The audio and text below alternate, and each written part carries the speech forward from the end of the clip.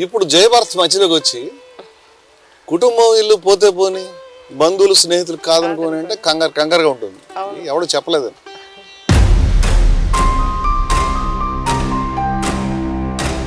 నేను ఇది ప్రూవ్ చేయగలుగుతాను. ఆల్మోస్ట్ ప్రతి మతం కూడా కుటుంబం మీద ఒక యుద్ధాన్ని ప్రకటించినట్టు అనిపిస్తుంది.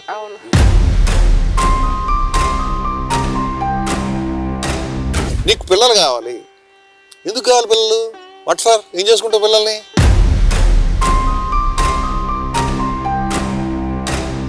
ఈ నీ పిల్లలు నా పిల్లలు అనేటువంటి ఈ పరిధి ఏదైతే ఉందో దీన్ని సంకుచితత్వంగా గోడ కట్టింది.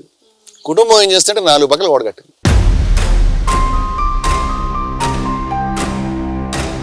ప్రేయసి ప్రేయసి వెడలిపోయి వేళ అనంత తమస్విని గర్భకుహరాల అంటే సడిలేని నడిరేయి పడిపోయినట్టి నీ కడియాల రవళులే వెలెత్తి చూపెట్టు జీవన పదంబులు నాకు అంటాడు.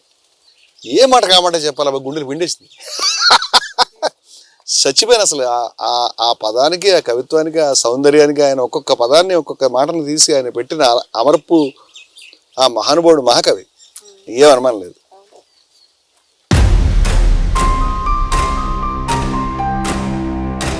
ఆయనని జీవన సహచరి ఆమె, ఈయనని జీవన సహచరుడు. మీరు ఇద్దరు నడుస్తున్నారు సరే అమ్మా, ఇద్దరు కలిసి నడుస్తున్నారు, ఓకే. ఎక్కడ నడుస్తున్నారండి? అది లేదు వాళ్ళకి.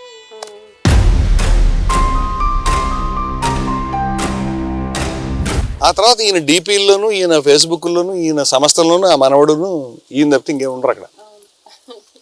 జీవితాన్ని నింపేస్తాడు. అప్పటికి కీళ్ళన్నీ జారిపోతాయి, నడుమంతా వంగిపోతుంది, 80 ఏళ్ళు 90 ఏళ్ళు వస్తాయి. అయినా సరే మనవడి యొక్క నవ్వే తదపిన ముంచె త్యాశావాయు అని ఆయన భజగోవిందంలో చెప్పారు. 1377 కోట్ల సంవత్సరాల క్రితం బిగ్ బ్యాంగ్ ద్వారా మన ఈ సృష్టి అంతా మనకు కనిపిస్తున్నటువంటిది ఏర్పడింది. 450 కోట్ల సంవత్సరాల క్రితం భూమి ఏర్పడింది. నా డిఎన్ఏ, నా పుట్టుక ఈ భూమి మీద ఉంది. ఆ భూమి పుట్టుక సూర్యుడిలో ఉంది కాబట్టి సూర్యుడిలో ఉన్నది పదార్థం నా శరీరంలో ఉంది. అవి నక్షత్రాల నుంచి సూర్యుడు వచ్చాడు, నక్షత్ర మండలాల నుంచి. ఇంకా చెప్పాలంటే ఎక్కడో బ్రహ్మాండం నుంచి వచ్చారు. ఈ బ్రహ్మాండం కూడా నా శరీరంలో ప్రవహిస్తూ ఉంది. వాళ్ళు చెప్పింది అదే ఏకమేవ ద్వితీయం అని. జయభారత్ కొత్తగా ఏం చెప్పింది ఇంట్లోనూ? కుటుంబం నీకు బాధ్యత ఉందయా, నీకు ప్రేమ ఉంది, ఈ రెండు దాటి నీకేం లేదు. నీకు ఉన్నదంటే విలువలు వేరే ఉన్నాయి, ఆదర్శం వేరే ఉంది, లక్ష్యం వేరే ఉంది, సాధించాల్సింది వేరే ఉందని ప్రాచీన పరంపరలో మహానుభావులంతా ఏది చెప్తా ఉన్నారో అదే చెప్పింది.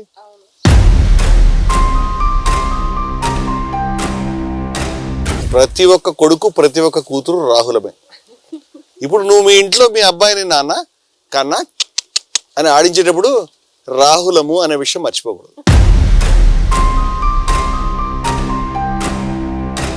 కుటుంబం okay, relation okay, responsibility okay, కానీ ఇది జీవిత పరమావధి కాదు. నీకు ప్రత్యేకమైన గమ్యం ఉండాలి. ఏమిటా గమ్యం?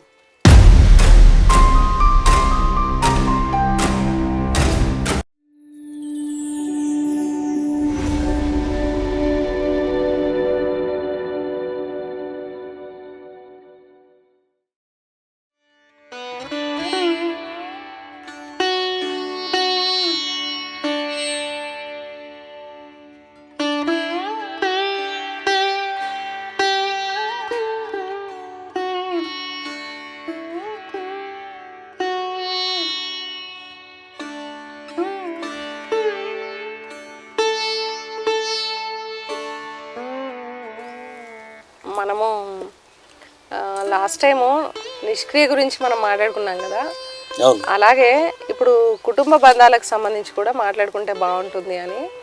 ఇప్పుడు బయట ఉద్యమకారులు కానీ ఉద్యమ సంస్థలు అని చెప్పబడే వాళ్ళు కూడా వాళ్ళు ఏంటంటే ఏదన్నా లాస్ట్కి మనం కుటుంబానికి టైం పెట్టాలి, కుటుంబమే ఫస్ట్ ప్రయారిటీ. ఏదైనా టైం మిగిలితే అప్పుడు ఎవరైనా ఏదైనా అన్యాయం జరుగుతుంటే వాళ్ళకి సపోర్ట్గా వెళ్ళాలి తప్ప నువ్వు కుటుంబాన్ని నెగ్లెక్ట్ చేసి ముందు అదే ఉద్యమమే. అట్లా కూడా ఎవరికైనా అన్యాయం జరిగితే వెళ్ళమని చెప్పేవాళ్ళు ఎవరు లేరు. అది కూడా లేదు. అయితే ఎప్పుడన్నా వీలుంటే మీగా వెళ్ళాలనిపిస్తే వెళ్ళాలి తప్ప ఎవరో రోడ్డు మీద పోరాడుతున్నారు వాళ్ళ రైట్స్ కోసం మీరెందుకు కుటుంబాన్ని పడుచుకోకుండా రోడ్డు మీదకి ఎందుకు వెళ్ళి నిలబడుతున్నారు అన్నట్టుగా ఉద్యమకారులు ఉద్యమ సంస్థలు మాట్లాడుతుంటే ఆశ్చర్యపోయాం. మనం చెప్పేది వేరు కదా, మనమేమో ఉద్యమమే ప్రయారిటీ, అసలు కుటుంబం అనేది లాస్ట్ ప్రయారిటీ అని మనం చెప్తున్నాం. అయితే చాలా మందికి ఏంటంటే మనం ఏదో కుటుంబాన్ని వదిలేయమంటున్నామా అసలు మొత్తంగా బాధ్యతల నుంచి తప్పించుకోమని చెప్తున్నామా అన్నట్టు కూడా అర్థమవుతుంది. ఒకసారి మీరు మాట్లాడితే బాగుంటుంది దానికి సంబంధించి వివరంగా అని ఈరోజు. ఇది ఒక సంస్థ, నేనైతే పేరు చెప్పను, వాళ్ళు రెండో స్వాతంత్ర పోరాటం చేస్తామని చెప్పారు. రెండో స్వతంత్ర పోరాటం అంటే లక్షల మంది జైలుకి వెళ్ళారు, చాలా మంది చచ్చిపోయారు, ఫిరంగి గుళ్ళకి ఎదురెళ్ళారు, ఉరికంబాలకి బలయ్యారు. అటువంటిది రెండో స్వతంత్ర పోరాటం అనగానే మనం ఉలికి పడతాం స్వతంత్ర పోరాటం అని. వాళ్ళు తాపిగా ఏం చెప్పారంటే, మీరు అప్పుడప్పుడు ఏదో మీ పనులు చేసుకుంటూ ఏదన్నా వారానికి గంటన్నర టైం ఇస్తే సరిపోతుంది, అది కూడా ఇంపార్టెంట్ కాదు. ఇంకొన్ని సంస్థలు అయితే మీరు ఫస్ట్ ప్రయారిటీ కుటుంబమే. మీకు ఎప్పుడైనా ఖాళీ ఉందంటే, మీకు మరీ తోచకపోతే ఏదో పార్ట్ టైం కింద లేకపోతే ఏదైనా కాలక్షేపం కింద ఉద్యమం చేయండి అని. ఈ స్వతంత్ర పోరాటం లాంటి వర్డ్స్ అయితే మామూలుగా వేసేస్తారు. మరి ఉద్యమ సంస్థలు అంటే అది వాళ్ళు ఎందుకు అట్లా మాట్లాడుతున్నారు, వాళ్ళ విచక్షణ వదిలేద్దాం మనం. ఇక రెండో బాపతు విప్లవ సంస్థలు, వీళ్ళు కూడా ఈ గతానికి ఇప్పటికీ వాళ్ళలో కూడా చాలా మార్పు వచ్చింది. వాళ్ళలో కూడా కుటుంబాన్ని చూసుకోండి, ఇదే ప్రధానమైంది, మిగతావన్నీ తర్వాత వచ్చేవి తప్పితే కుటుంబాన్ని మించినటువంటి ప్రాధాన్యత దేనికి ఇవ్వక్కర్లేదు అనేటువంటి ఒక కొత్త రియలైజేషన్ వాళ్ళకి కనిపిస్తుంది. ఇప్పుడు జయభారత్ మధ్యలోకి వచ్చి కుటుంబం ఇల్లు పోతే పోని, బంధువులు స్నేహితులు కాదనుకోని అంటే కంగారుగా ఉంటుంది, ఎవడు చెప్పలేదని.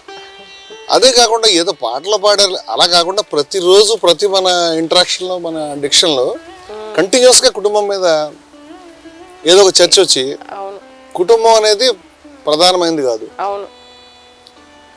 కుటుంబం అనేది ఒక బాధ్యత మాత్రమే, జీవిత పరమావధి అది కాదు అనేటువంటిది బహుశా జయభారత్ ఒకటే నేను చూస్తున్నంత వరకు మాట్లాడుతాను. ఈవెన్ ఆధ్యాత్మిక సంస్థల్లో కూడా అటువంటి ధోరణి మనకు కనిపించట్లేదు. ఇప్పుడు మనం మంచి పాయింట్ ఇది, కుటుంబానికి సంబంధించి మనం చాలా డీటెయిల్గానే మాట్లాడుకోవాల్సిన అవసరం ఉంది. ఇక్కడ మనం ఒక విభజన చేసుకుందాం. అదేమిటంటే, కుటుంబం అనేది దానికి అది ఒక డెమోక్రటిక్ ఇన్స్టిట్యూషన్ కాదు, ఒక ప్రజాస్వామికత, ఒక సమానత్వం, ఈక్వాలిటీ, డెమోక్రసీ, ఈ రెండు ఉన్నటువంటి సంస్థ కాదు. డెమోక్రసీ లేదు, ఈక్వాలిటీ లేదు, అదొక కొంతవరకు ప్యూడలిస్ట్ ఆర్గనైజేషన్. ఎంగెల్స్ ఏం చెప్పాడు, భర్త బూర్జువా, భార్య కార్మికుడు అని చెప్పి వర్గ పోరాటం చేయమని కూడా ఇండైరెక్ట్గా, ఒక రకంగా చెప్పాలి డైరెక్ట్గానే సూచించాడు. సో మనము మన దాంట్లో మగవాళ్ళ మారాల్లో మనం చాలా స్పష్టంగా అసమానత్వం, లేకపోతే వివక్ష, లేకపోతే దోపిడీ, వీటి ప్రాతిపదికగా ఉన్న కుటుంబం ఉంటే అంత ఊడితే అంత అన్నమాట. అసలు ఎంత గొప్ప విషయం అది. అంటే ఇది అసమానత్వం, వివక్ష ఉంది, ఇది డెమోక్రటిక్ ఇన్స్టిట్యూషన్గా లేదు, దీంట్లో ఈక్వాలిటీ లేదు. ఈ ఆస్పెక్ట్ మనం బహుశా ఇంకో సెషన్ పెట్టుకుంటే బెటర్, దాన్ని మనం వేరే పెట్టుకుందాం. అదైతే నువ్వు దుమ్మురేపగలుగుతావు, బ్రహ్మాండంగా డీల్ చేయగలుగుతావు, ఆల్రెడీ ఆ సబ్జెక్ట్ మీద చాలా మాట్లాడున్నావు. అలాగే మన జయభారత్లో కూడా చాలా మంచి సాహిత్యం వచ్చింది. ఇవాళ మనం చూడాల్సింది ఏంటంటే, అసలు కుటుంబాన్ని మనం చూడాల్సింది ఎలాగా, ఈ కుటుంబం ఇన్నర్గా ఉండేటువంటి డైనమిక్స్ని మనం మళ్ళీ మాట్లాడుకుందాం. ఈ కుటుంబం అంటే నాకు ఒక డౌట్ ఉండేది ఏంటంటే, ఎంత ఇంపార్టెన్స్ ఎందుకు వచ్చింది కుటుంబానికి.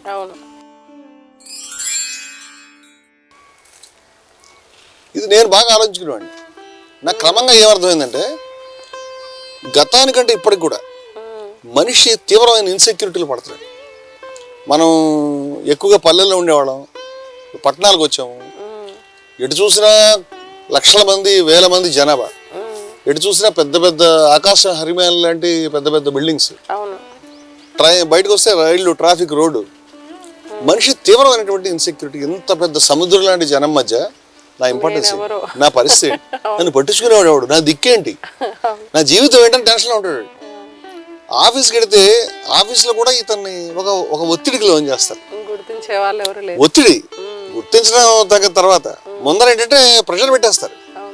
దాంట్లో కూడా నాకంటూ ఏంటి, నేను ఎక్కడ షెల్టర్ తీసుకోవాలంటే, వాడి ఇంటికి వచ్చినప్పుడు వాడి ఇద్దరు పిల్లలు, వాడి భార్య, వాడి వాతావరణం కనిపించగానే అమ్మా ఇది నాది, ఇది నా రాజ్యము, నన్ను ఇక్కడ మనిషి కింద ఏమంటే వచ్చారా, మీరు కూర్చోండి, మీకు కాఫీ తీసుకొస్తాను అనగానే ఈయనకు ఒక ఇంపార్టెన్స్ వచ్చింది. అదే అంచేత మనిషి తన ఇన్సెక్యూరిటీ నుంచి సెక్యూరిటీ వెతుక్కోవడానికి నాకంటూ కొంతమంది కావాలి, నన్ను ఒక గుర్తించాలి అనేటువంటి ఏడుపు తాపత్రయం. అవును.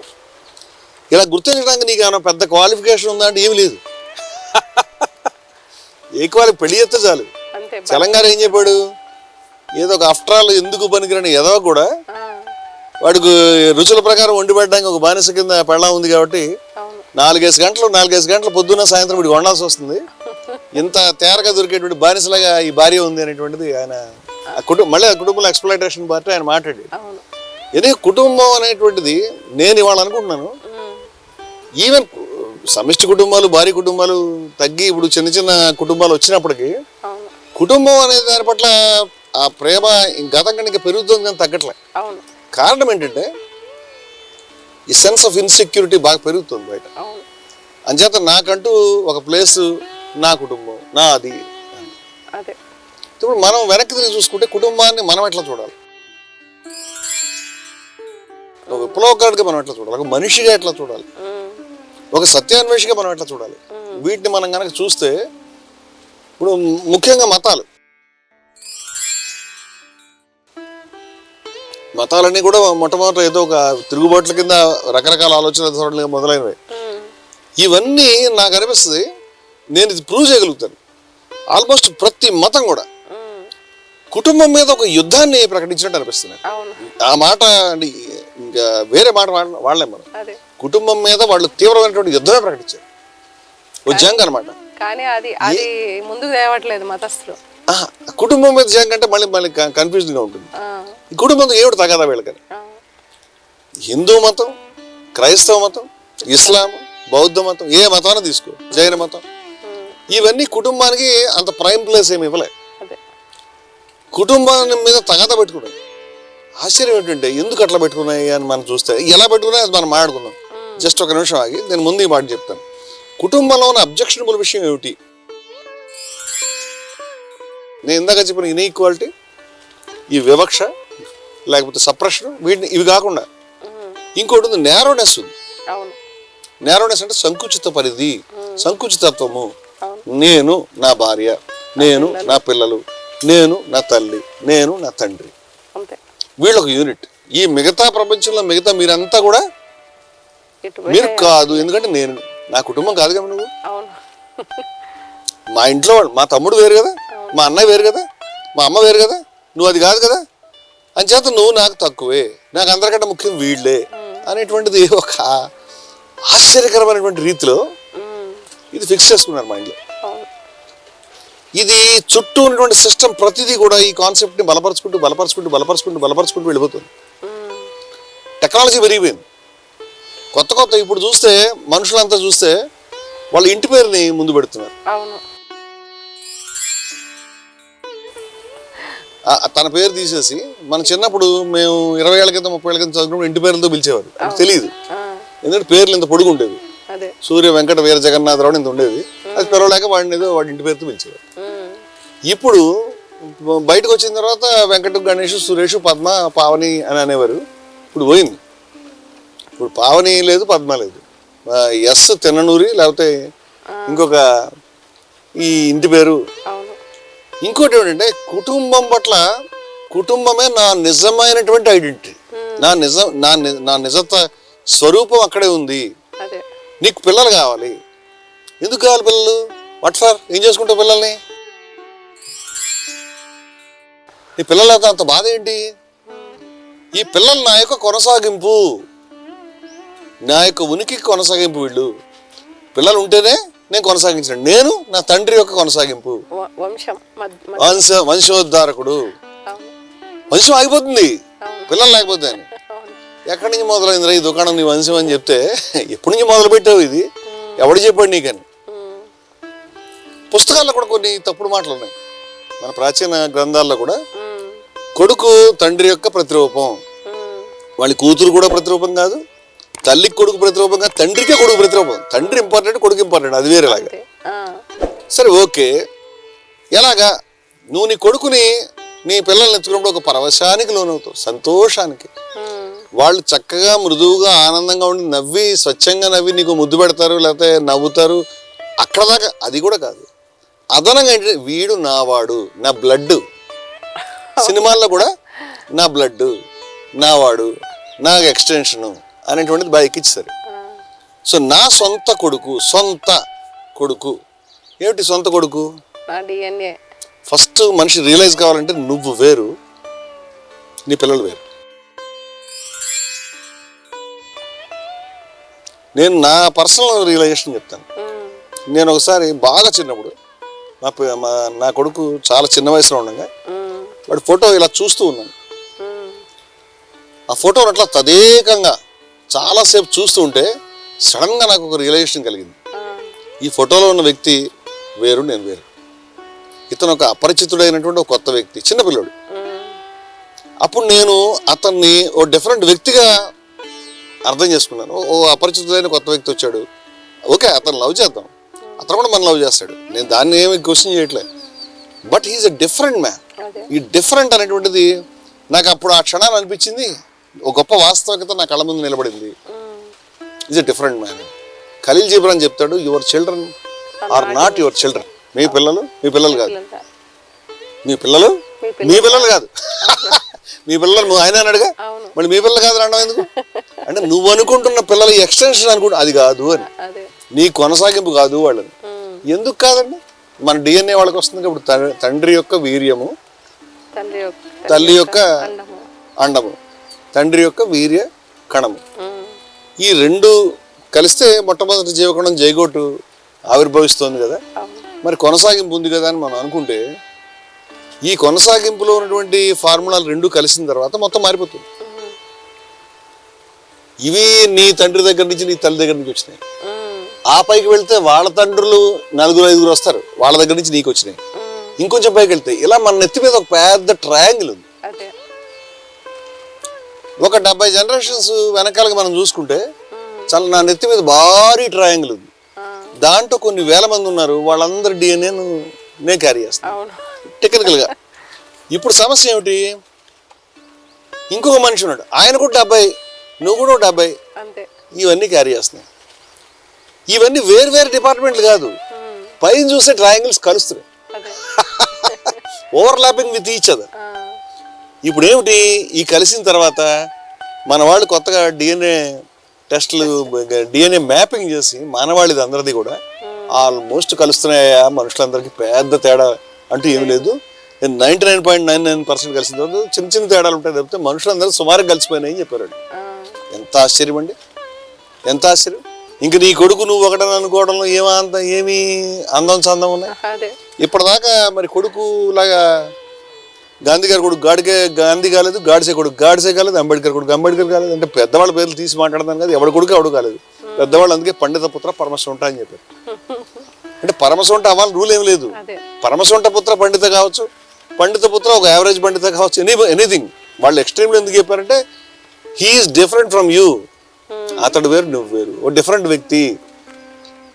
అంచేత నా కొనసాగింపుగా పిల్లల్ని కనాలి అనేటువంటిది.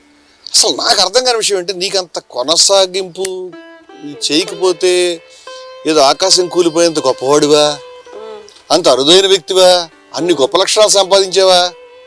నువ్వు ఆకాశం కూలిపోయిందా నీకు కొనసాగింపు లేకపోతే? అంత అవసరమా? నీకు ప్రిజర్వ్ చేయాలి ఇప్పుడు అర్జెంటుగా? మనుషులు ఇంత సాటిస్ఫాక్షన్, అంత ఈగో ఎందుకు ఫీల్ అవుతుందో నాకు అర్థం కాదు. తమ హీనులుగా ఆలోచించేవాళ్ళు, జీవితంలో ఏ విజయం సాధించినట్టుగా ఏ రంగంలో కనిపించిన వాళ్ళు, చాలా లో లెవెల్గా జీవిస్తున్నట్టుగా వాళ్ళకి వాళ్ళు అనుకునేవాళ్ళు, బయట వాళ్ళకి కూడా అర్థమయ్యేవాళ్ళు కూడా నా కొడుకు కావాలి. ఎందుకంటే ఈ కొనసాగింపు ఎందుకు, ఆకాశం ఎందుకు కూలిపోతుందా? ఎంత అద్భుతమైన మాట పెరియార్ గారు చెప్పాడు. ఏమని, ముద్దు చేయడానికి పిల్లలు ఉండద్దా అంటారు. ముద్దు చేయడానికి పిల్లలు ఉండాలి, కానీ నీ పిల్లలే ఎందుకు? నీ పిల్లల్ని ముద్దు చేయగలుగుతావు, వేరే వాళ్ళు ముద్దు చేయలేవా అని. ఈ నీ పిల్లలు నా పిల్లలు అనేటువంటి ఈ పరిధి ఏదైతే ఉందో దీన్ని సంకుచితత్వంగా గోడ కట్టింది. కుటుంబం ఏం చేస్తే 4 పక్కల గోడ కట్టింది. గోడ కట్టి ఇది నీ కుటుంబం, మిగతా వాళ్ళు తిరగడం తక్కువే. ఇప్పుడు మతాలన్నీ దీని మీద యుద్ధం చేస్తాయి, ఒక్కదాంతో మినహాయింపు లేకుండా అన్నీ కూడా దీని మీద యుద్ధం చేస్తాయి. దీని నుంచి కొంచెం వెనక్కి వెళ్దాం. వెనక్కి వెళ్ళేటప్పుడు జయభారతం ఏం చెప్తుంది ఇక్కడ? జయభారత యొక్క కదిజ్ఞాసి తత్వంలో మొట్టమొదటి విలువ నిర్మోహత్వం. ఈ నిర్మోహత్వం అంటే ఏమిటి? నిర్మోహత్వాన్ని మనం ఎట్లా నిర్వచిస్తున్నాము? ఈ నిర్మోహత్వం ఎక్కడి నుంచి వచ్చింది? నిర్మోహత్వం పెద్ద సముద్రం సబ్జెక్ట్, దాన్ని మొదలు పెడితే మనం ఎటో పోతాం. కానీ కుటుంబం వరకు తీసుకుందాం మనం. కుటుంబం వరకు నిర్మోహత్వం ఏం చెప్తా ఉందంటే, బయట 2 ఎక్స్ట్రీమ్స్ ఉన్నాయి. కుటుంబమే సర్వస్వం అనేది, కుటుంబాన్ని మొత్తం వదిలేయాలని కూడా ఆధ్యాత్మిక వల్ల ఒక స్కూల్ చెప్తా ఉంది. మనం ఈ రెండింటిని అంగీకరించలేదు. కుటుంబాన్ని మనం సర్వస్వము కాదు, త్యజించాల్సిన వస్తువు కాదు, అది ఒక బాధ్యత. It's a responsibility. అంచేత love and responsibility towards all relations. ఇంకొంచెం ముందు అడుగు వేసి love and responsibility towards all beings. సర్వ ప్రాణుల పట్ల బాధ్యత, ప్రేమ. అన్ని బంధాల పట్ల బాధ్యత, ప్రేమ అని ఒక్క మాటలో తెచ్చేసాడు. సో నీకు నీ కుటుంబం పట్ల ఉండాల్సిన వస్తువులు అంటే బాధ్యత ఉండాలి, ప్రేమ ఉండాలి, అంతే. దీంతో మనకి ఏ తగదలేదు. కానీ వీళ్ళ పట్ల మాత్రమే ఉండాలి, ఇది జీవిత పరమావధి అండంలో వస్తుంది. ఈ సమస్య దీని నుంచి వెనక్కి వెళ్తే కనుక ఈ లవ్ అనేటువంటిది ఒక మ్యాజిక్ ఉంది.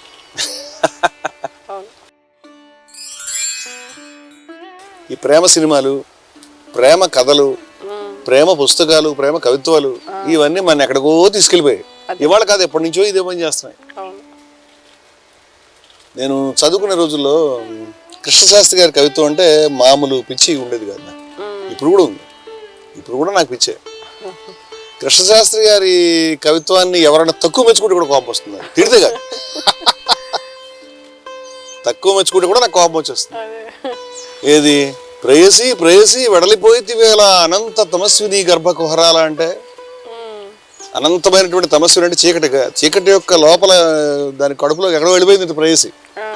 వెడలిపోయి వేళ గుండెలన్నీ చీల్చేసాను. ఆయన సడిలేని నడిరేయి పడిపోయినట్టు నీ కడియాల రవళులే. సడిలేని నడిరేయి, ఏమాత్రం చప్పుడు లేనటువంటి అర్ధరాత్రి. ఆమె వెళ్ళిపోతున్నప్పుడు ఆ కడియాల చప్పుళ్ళు, నీ కడియాల రవళులే, చిరుకాలి మ్రోతలే, చిరుగజ్జ మోతలే, వేలెత్తి చూపెట్టు జీవన పదంబులు నాకు అంటాడు. ఈ సౌండ్ ఆయన జీవితం మొత్తం ఎట్లా గడపాలో చూపించేటువంటి ఒక జీవన పదం అయిపోయింది. వేరే చూపించింది అన్నాడు. కేలెత్తి నన్ను పిలుచు, ఎలుగెత్తి నన్ను పిలుచు, కేలెత్తి నడిపించు, చెయ్యెత్తి తీసుకెడుతుందట, నడిపిస్తుందట ఆయన్ని. ఏది ప్రేయసి యొక్క గజ్జల మోత. కనీసం ఆవిడ పిలవలే, ఆవిడ వెళ్ళిపోయింది అంతే. ఈయన దాన్ని తలుచుకుంటూ ఉండిపోతాడు అనమాట. ఏ మాట కామాట చెప్పాలి, గుండెలు పిండేసింది.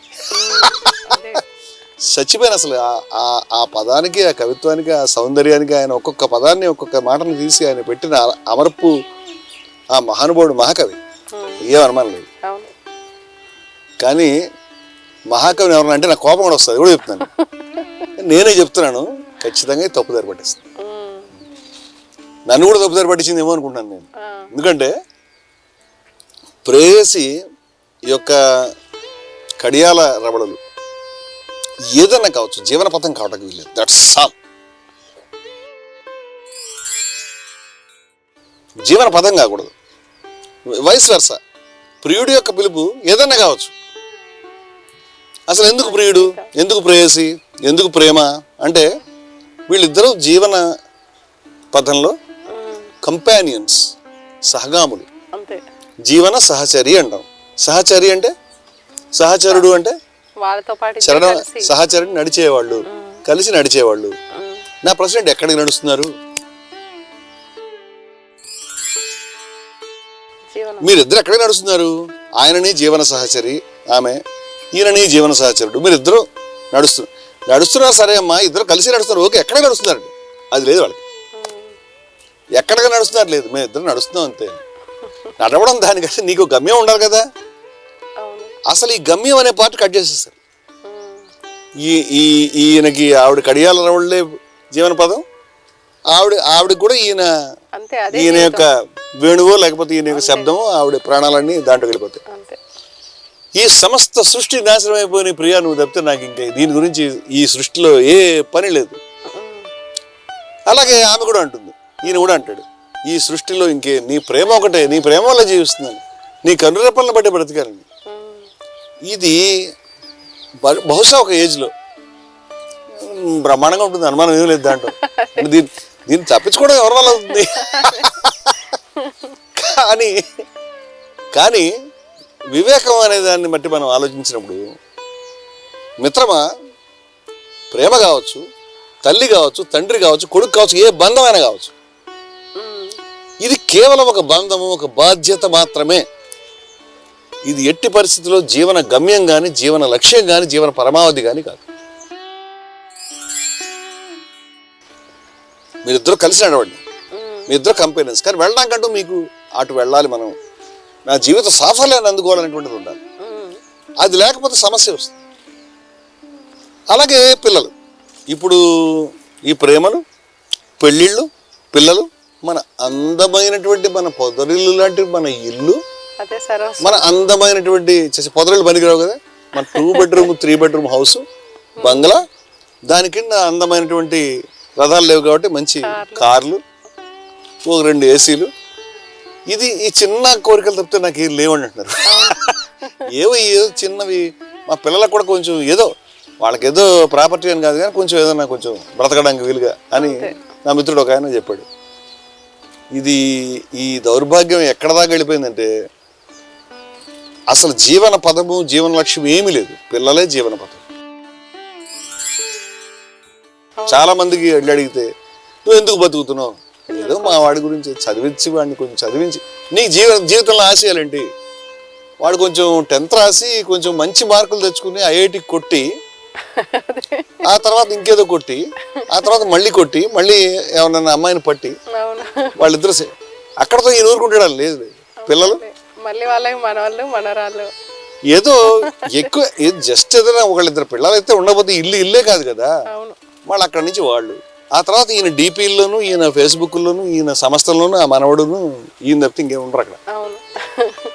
జీవితాన్ని నింపేస్తాడు. అప్పటికి కీళ్ళన్నీ జారిపోతాయి, నడుమంత వంగిపోతుంది, 80 ఏళ్ళు 90 ఏళ్ళు వస్తాయి.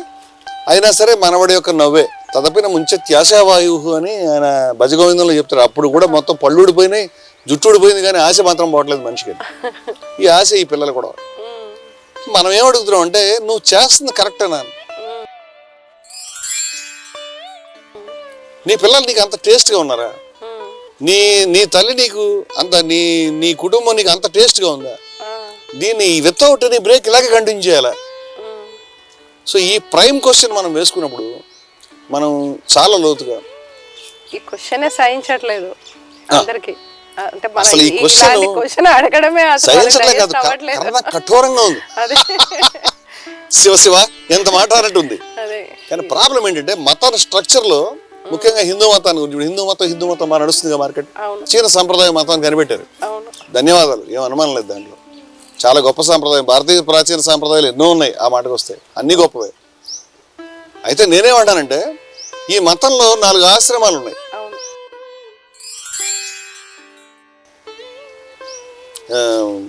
బ్రహ్మచర్యము, గృహస్థము, వానప్రస్థము, సన్యాసం. వీటిలో ఈ 4 ఆశ్రమాల్లో ఎక్కడన్నా నువ్వు చూడు, బాగా చదువుకోవాలి నాయన, బాగా చదువుకో చెప్తారు, అది మంచి సీట్ కొట్టాలి, తండ్రి కళలు నెరవేర్చాలి, తండ్రి కళలు తండ్రి గారు నెరవేర్చుకోడు, ఈయన నెరవేర్చాలి, ఈయన పుట్టింది అందుకే. అలాగే తండ్రి కళలో ఆనందం చూడాలి, నువ్వు అదేదో కొట్టాలి. రైట్. నెక్స్ట్ ఇంకోటి ఏంటి? గృహస్థాశ్రమం.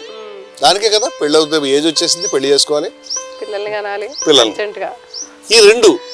మూడోది ఏమిటి? వానప్రస్థం. వానప్రస్థం అనగా కుటుంబాన్ని వదిలేసి వెళ్ళిపోవాలి. కుటుంబాన్ని వదిలేసి కాదు. వానప్రస్థం అంటే కొంచెం పిల్లలు పెద్దవాళ్ళు అయిన తర్వాత ఈ భార్యాభర్తలు ఇరువురు కూడా అరణ్యాల్లోకి వెళ్ళాలి. మనం ఏం చేసామంటే అరణ్యాలను తీసాం. ఇప్పుడు గొడవలేదు, ఆశ్రమం గురించి మనం మరీ అవ్వట్లేదు. మొత్తానికంటే ఈ సెటప్ ప్యాటర్న్ ఏదో దానికి బయట వాడాలి నువ్వు. 4వది ఏంటంటే సన్యాసం. ఇంక ఈడు లేదు, భార్య లేదు, భర్త లేదు, మొత్తం కట్ చేయాలి. మనిషిని చిట్ట చివరికి సన్యాసం వైపు తీసుకెళ్ళాలి, మనిషిని వైరాగ్యం వైపు తీసుకెళ్ళాలి, మనిషిని జీవన సాఫల్యం అనేటువంటి వేరే లక్ష్యం వైపు తీసుకెళ్ళాలి. ఈ కుటుంబం అనేటువంటి దాన్ని బ్రేక్ చేయాలనేటువంటి టార్గెట్ ఈ మతానికి ఉంది. ఈ ఆలోచన ధారకు ఉంది. నువ్వు సనాతన ధర్మం అంటే ఇంకా అట్రాక్టివ్గా ఉంది కాబట్టి సనాతన ధర్మానికి ఉంది. అవునా కాదా? మరి ఇవాళ హిందూ మతంలో ఉండేటువంటి భక్తి ఛానల్స్, హిందూ మతంలో ఉండేటువంటి సంస్థలు, హిందూ మతంలో ఉండే గురువులు, హిందూ మతాన్ని గురించి భజన చేస్తామని చెప్పి తిరిగేటువంటి సంస్థలు వానప్రస్థాని సన్యాసాన్ని గురించి ఎందుకు మాట్లాడలేదు నా ప్రశ్న. మీరు ఏం చేశారంటే సగం హిందూ మతాన్ని 2 ఆశ్రమాల నుంచి 2 ఆశ్రమాలు కట్ చేస్తారు. అంటే సగం హిందూ మతాన్ని కట్ చేస్తారు. కానీ ప్రాబ్లం ఏంటంటే సగం హిందూ మతం కాదు, జీవన సాఫల్యం అనే డిపార్ట్మెంట్ సన్యాసంలో ఉంది. అందువల్ల నువ్వు కట్ చేసిన హిందూ మతం సగం కాదు, 90%, 10% ఉంచుకున్నావు. నువ్వు దేన్నైతే వదిలేయాలని చెప్పావో ఆ పార్ట్ ఉంచుకుని మిగతా హిందూ మతాన్ని బయటపడేసి తిరుగు తీర్థయాత్రలు చేయి, తిరుగు దండాలు పెట్టుకో, అక్షంతలు తీసుకో అని చెప్తున్నావు. చెప్తే దీంట్లో ఉన్నటువంటి మతాలన్నింటిలో ఎన్నో రకాలైనటువంటి దరిద్రపు వ్యవహారాలు ఉన్నాయి, లేవని కాదు. అన్ని మతాల్లో, హిందూ మతంలో, ఇస్లాంలో, క్రిస్టియానిటీలో, జైనంలో, బౌద్ధంలో మన సిద్ధాంతం అదే. పనికి వచ్చేవి ఉన్నాయి, పనికిరాని ఉన్నాయి. పనికిరాని విషయాలు మనం ఎప్పుడైనా మాట్లాడుకుందాం, దాని గురించి కాదు మనం కూర్చుంది. వాళ్ళ పనికి వచ్చే విషయాన్ని మాట్లాడుకోవాలంటే దాంట్లో పనికి వచ్చే మొట్టమొదటి ద మోస్ట్ బ్యూటియస్ట్ థింగ్ అది ఏమిటంటే పరిత్యాగం. అద్భుతం ఈ మాట. పరిత్యాగము, వైరాగ్యము, ఇది మతంలో ప్రతి మతంలో ఉన్నాయి. ప్రతి మతం కూడా బ్రహ్మ సత్యం జగన్ మిథ్య, ఈ ప్రపంచం పనికిరాంది. ఖురాన్లో రాశారు ప్రపంచం మాయతడికి లాంటిది అని. ప్రవక్త చెప్తాడు ఇది చచ్చిపోయినటువంటి జంతువు ఎవడన్నా కొనుక్కుంటాడా అని చెప్పి, దేవుడి దృష్టిలో ఈ ప్రపంచానికి ఈ వాల్యూ కూడా లేదని చెప్పాడు. ఈ చచ్చిపోయినటువంటి కంపు కొడుతున్నటువంటి కళేబరాన్ని నువ్వు కొండకి రాలేదు. ఈ కళేబరం నీ దృష్టిలో ఎటువంటిదో దేవుడి దృష్టిలో ఈ ప్రపంచానికి అంతే విలువ. ఈ ప్రపంచాన్ని, ఇక్కడ ఉన్న బంధాలని, ఈ డబ్బుని, దాన్ని ఏమంటారు దారేక్షణ, ధనేక్షణ, పుత్రేక్షణ అని వాళ్ళు ఏదైతే డబ్బు మీద పిచ్చిందో అదే కొడుకు మీద పిచ్చి, అదే భార్య మీద పిచ్చి, అదే కుటుంబం మీద పిచ్చి, ఇవన్నీ ఒకటే డిపార్ట్మెంట్ అని చెప్పారు ఉపనిషత్తులో. ఆశ్చర్యం. ఈ కొడుకులు ఎందుకనే మాట రాశారండి, గుండె పగిలిపోతుంది. బృహదారణ్యక ఉపనిషత్తులో దగ్గర చాలా మంది జ్ఞానాన్ని, బ్రహ్మాన్ని అన్వేషించేవాళ్ళు ఏమిటి పని మనకి ఈ కొడుకులతోటి, ఈ పుత్రేక్షణతో ఏం పని, ఈ దారేక్షణతో ఏం పని, లేకపోతే ఈ ధనేక్షణతో ఏం పని, ధనేషణ, ఈషణ, ధనేషణ, పుత్రేషణ, దారేషణ, వీటితో మనకేం పని, ఏం అవసరం లేదు. ఇవన్నీ పరమ వేస్ట్. అసలైనటువంటి సాఫల్యం వేరే ఉంది అని చెప్పారట. ఇది చెప్పాలి ఎవరైనా చెప్తున్నారా? ఎవరు చెప్పట్లే. మైత్రేయి యాజ్ఞవల్క్యుడు అసలు మనకెందుకు, పిల్లల మీద ఎందుకు అంత ప్రేమ వస్తుందని ఉపనిషత్తు క్వశ్చన్ చేస్తున్న ఉపనిషత్తు అద్భుతమైన ఆన్సర్ కూడా చెప్పి,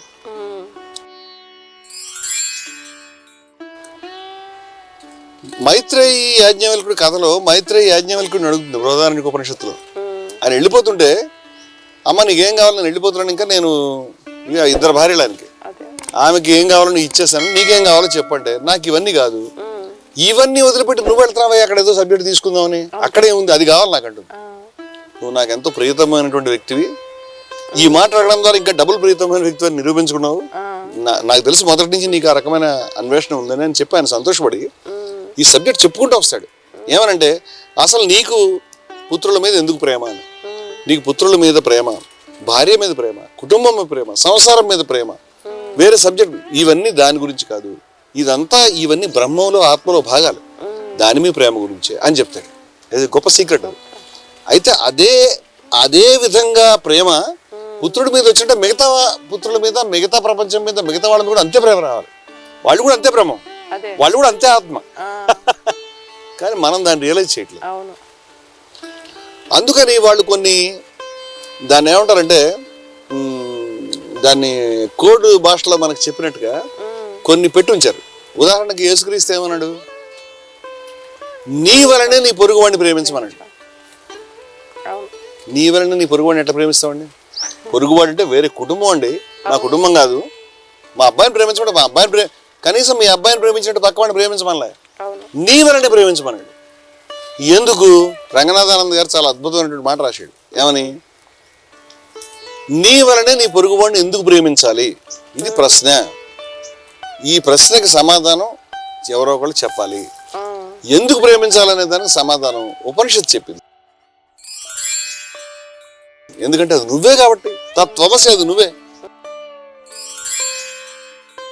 నీ పొరుగువాడు ఎవరు? నువ్వే. నీ పొరుగువాడు నువ్వే. ఏం మాట్లాడండి ఇవన్నీ కూడా? పొరుగువాడు మనమేమంటే పొరుగువాడు నేను అన్నప్పుడు నా కొడుకు అతని కొడుకు సమానమే. ఈ బంధాలన్నీ కూడా సంకుచితంగా విడదీస్తున్నాయి. దీన్ని సైన్స్ దగ్గర సైన్స్ కూడా అదే చెప్తుంది. ఇప్పుడు నేను చెప్పాను ఇందాక నా నెత్తి మీద ఈ పెద్ద ట్రయాంగిల్ ఉంది, ఎక్కడెక్కడి నుంచో డిఎన్ఏలు వచ్చి నా దగ్గర కలిసినాయి అని కదా. ఆ డిఎన్ఏ ఎక్కడి నుంచి వచ్చింది? మా తాతలు ఎక్కడో లెక్కేస్తే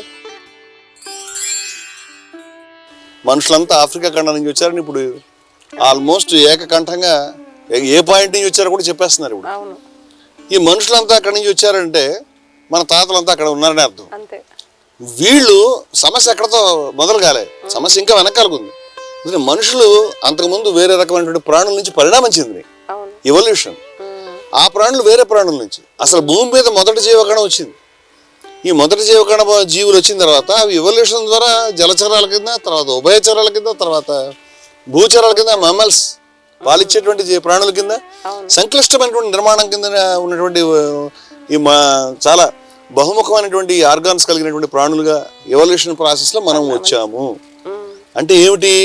మొట్టమొదటి పుట్టినటువంటి జీవకణం యొక్క ఎక్స్టెన్షన్ నేను, మా తాతకి కాదు, నీ తండ్రికి మాత్రమే కాదు, రైట్?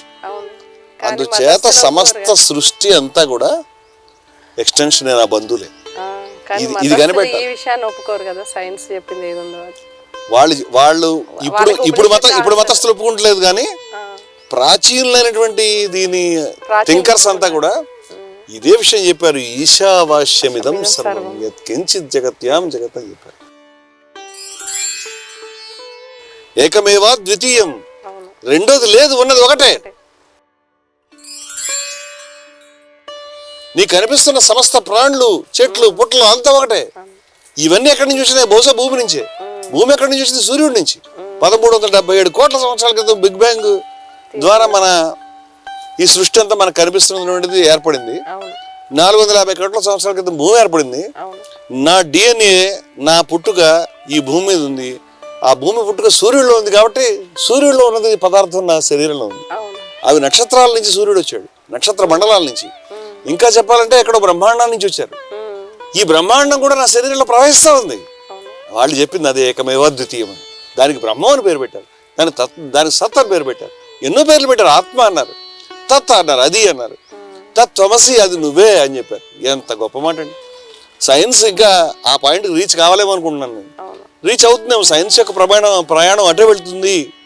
సమస్త సృష్టికి ఏదైతే కనిపిస్తున్నటువంటి సృష్టి ఉన్నదో, దీన్ని మూలభూతమైన సారభూతమైన పదార్థాన్ని కనుక్కోవడంతో సైన్స్ యొక్క ప్రయాణం అక్కడతో అల్టిమేట్ టార్గెట్ అని వివేకానందుడు చెప్పాడు. చాలా గొప్ప మాట. మతాన్ని తీసి పడాల్సిన విషయం కాదు. వాళ్ళు ఈ అన్వేషణలో ఉన్నారు. మధ్యలో ఇది వచ్చింది. ఏది? కమ్యూనిస్టుల భాషలో చెప్పాలంటే ప్రాపర్టీ వాళ్ళ కుటుంబం, ఇంకేవో లెక్కలు చెప్తారు. వీడు కూడా, ఈ కోతి కూడా మన డిఎన్ఏ, మన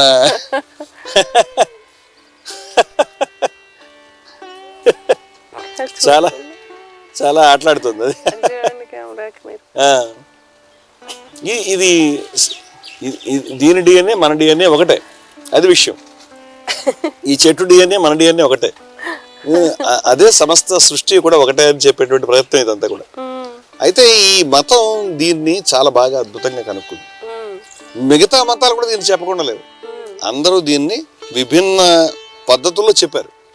వాళ్ళందరికీ మనం అర్జెంటుగా దేన్ని బద్దలు కొట్టాలి, అర్జెంటుగా దేన్ని దాటాలి, అర్జెంటుగా దేన్ని మనం దీన్ని పగలగొట్టాలనేది ఆలోచిస్తే వాళ్ళకి కనిపించింది ఏంటి? కుటుంబంలో మనం గీసినటువంటి గీత ఏదైతే ఉన్నదో, ఈ సంకుచితం, దీన్ని దాటి వెళ్ళాలి అని కనిపెట్టారు.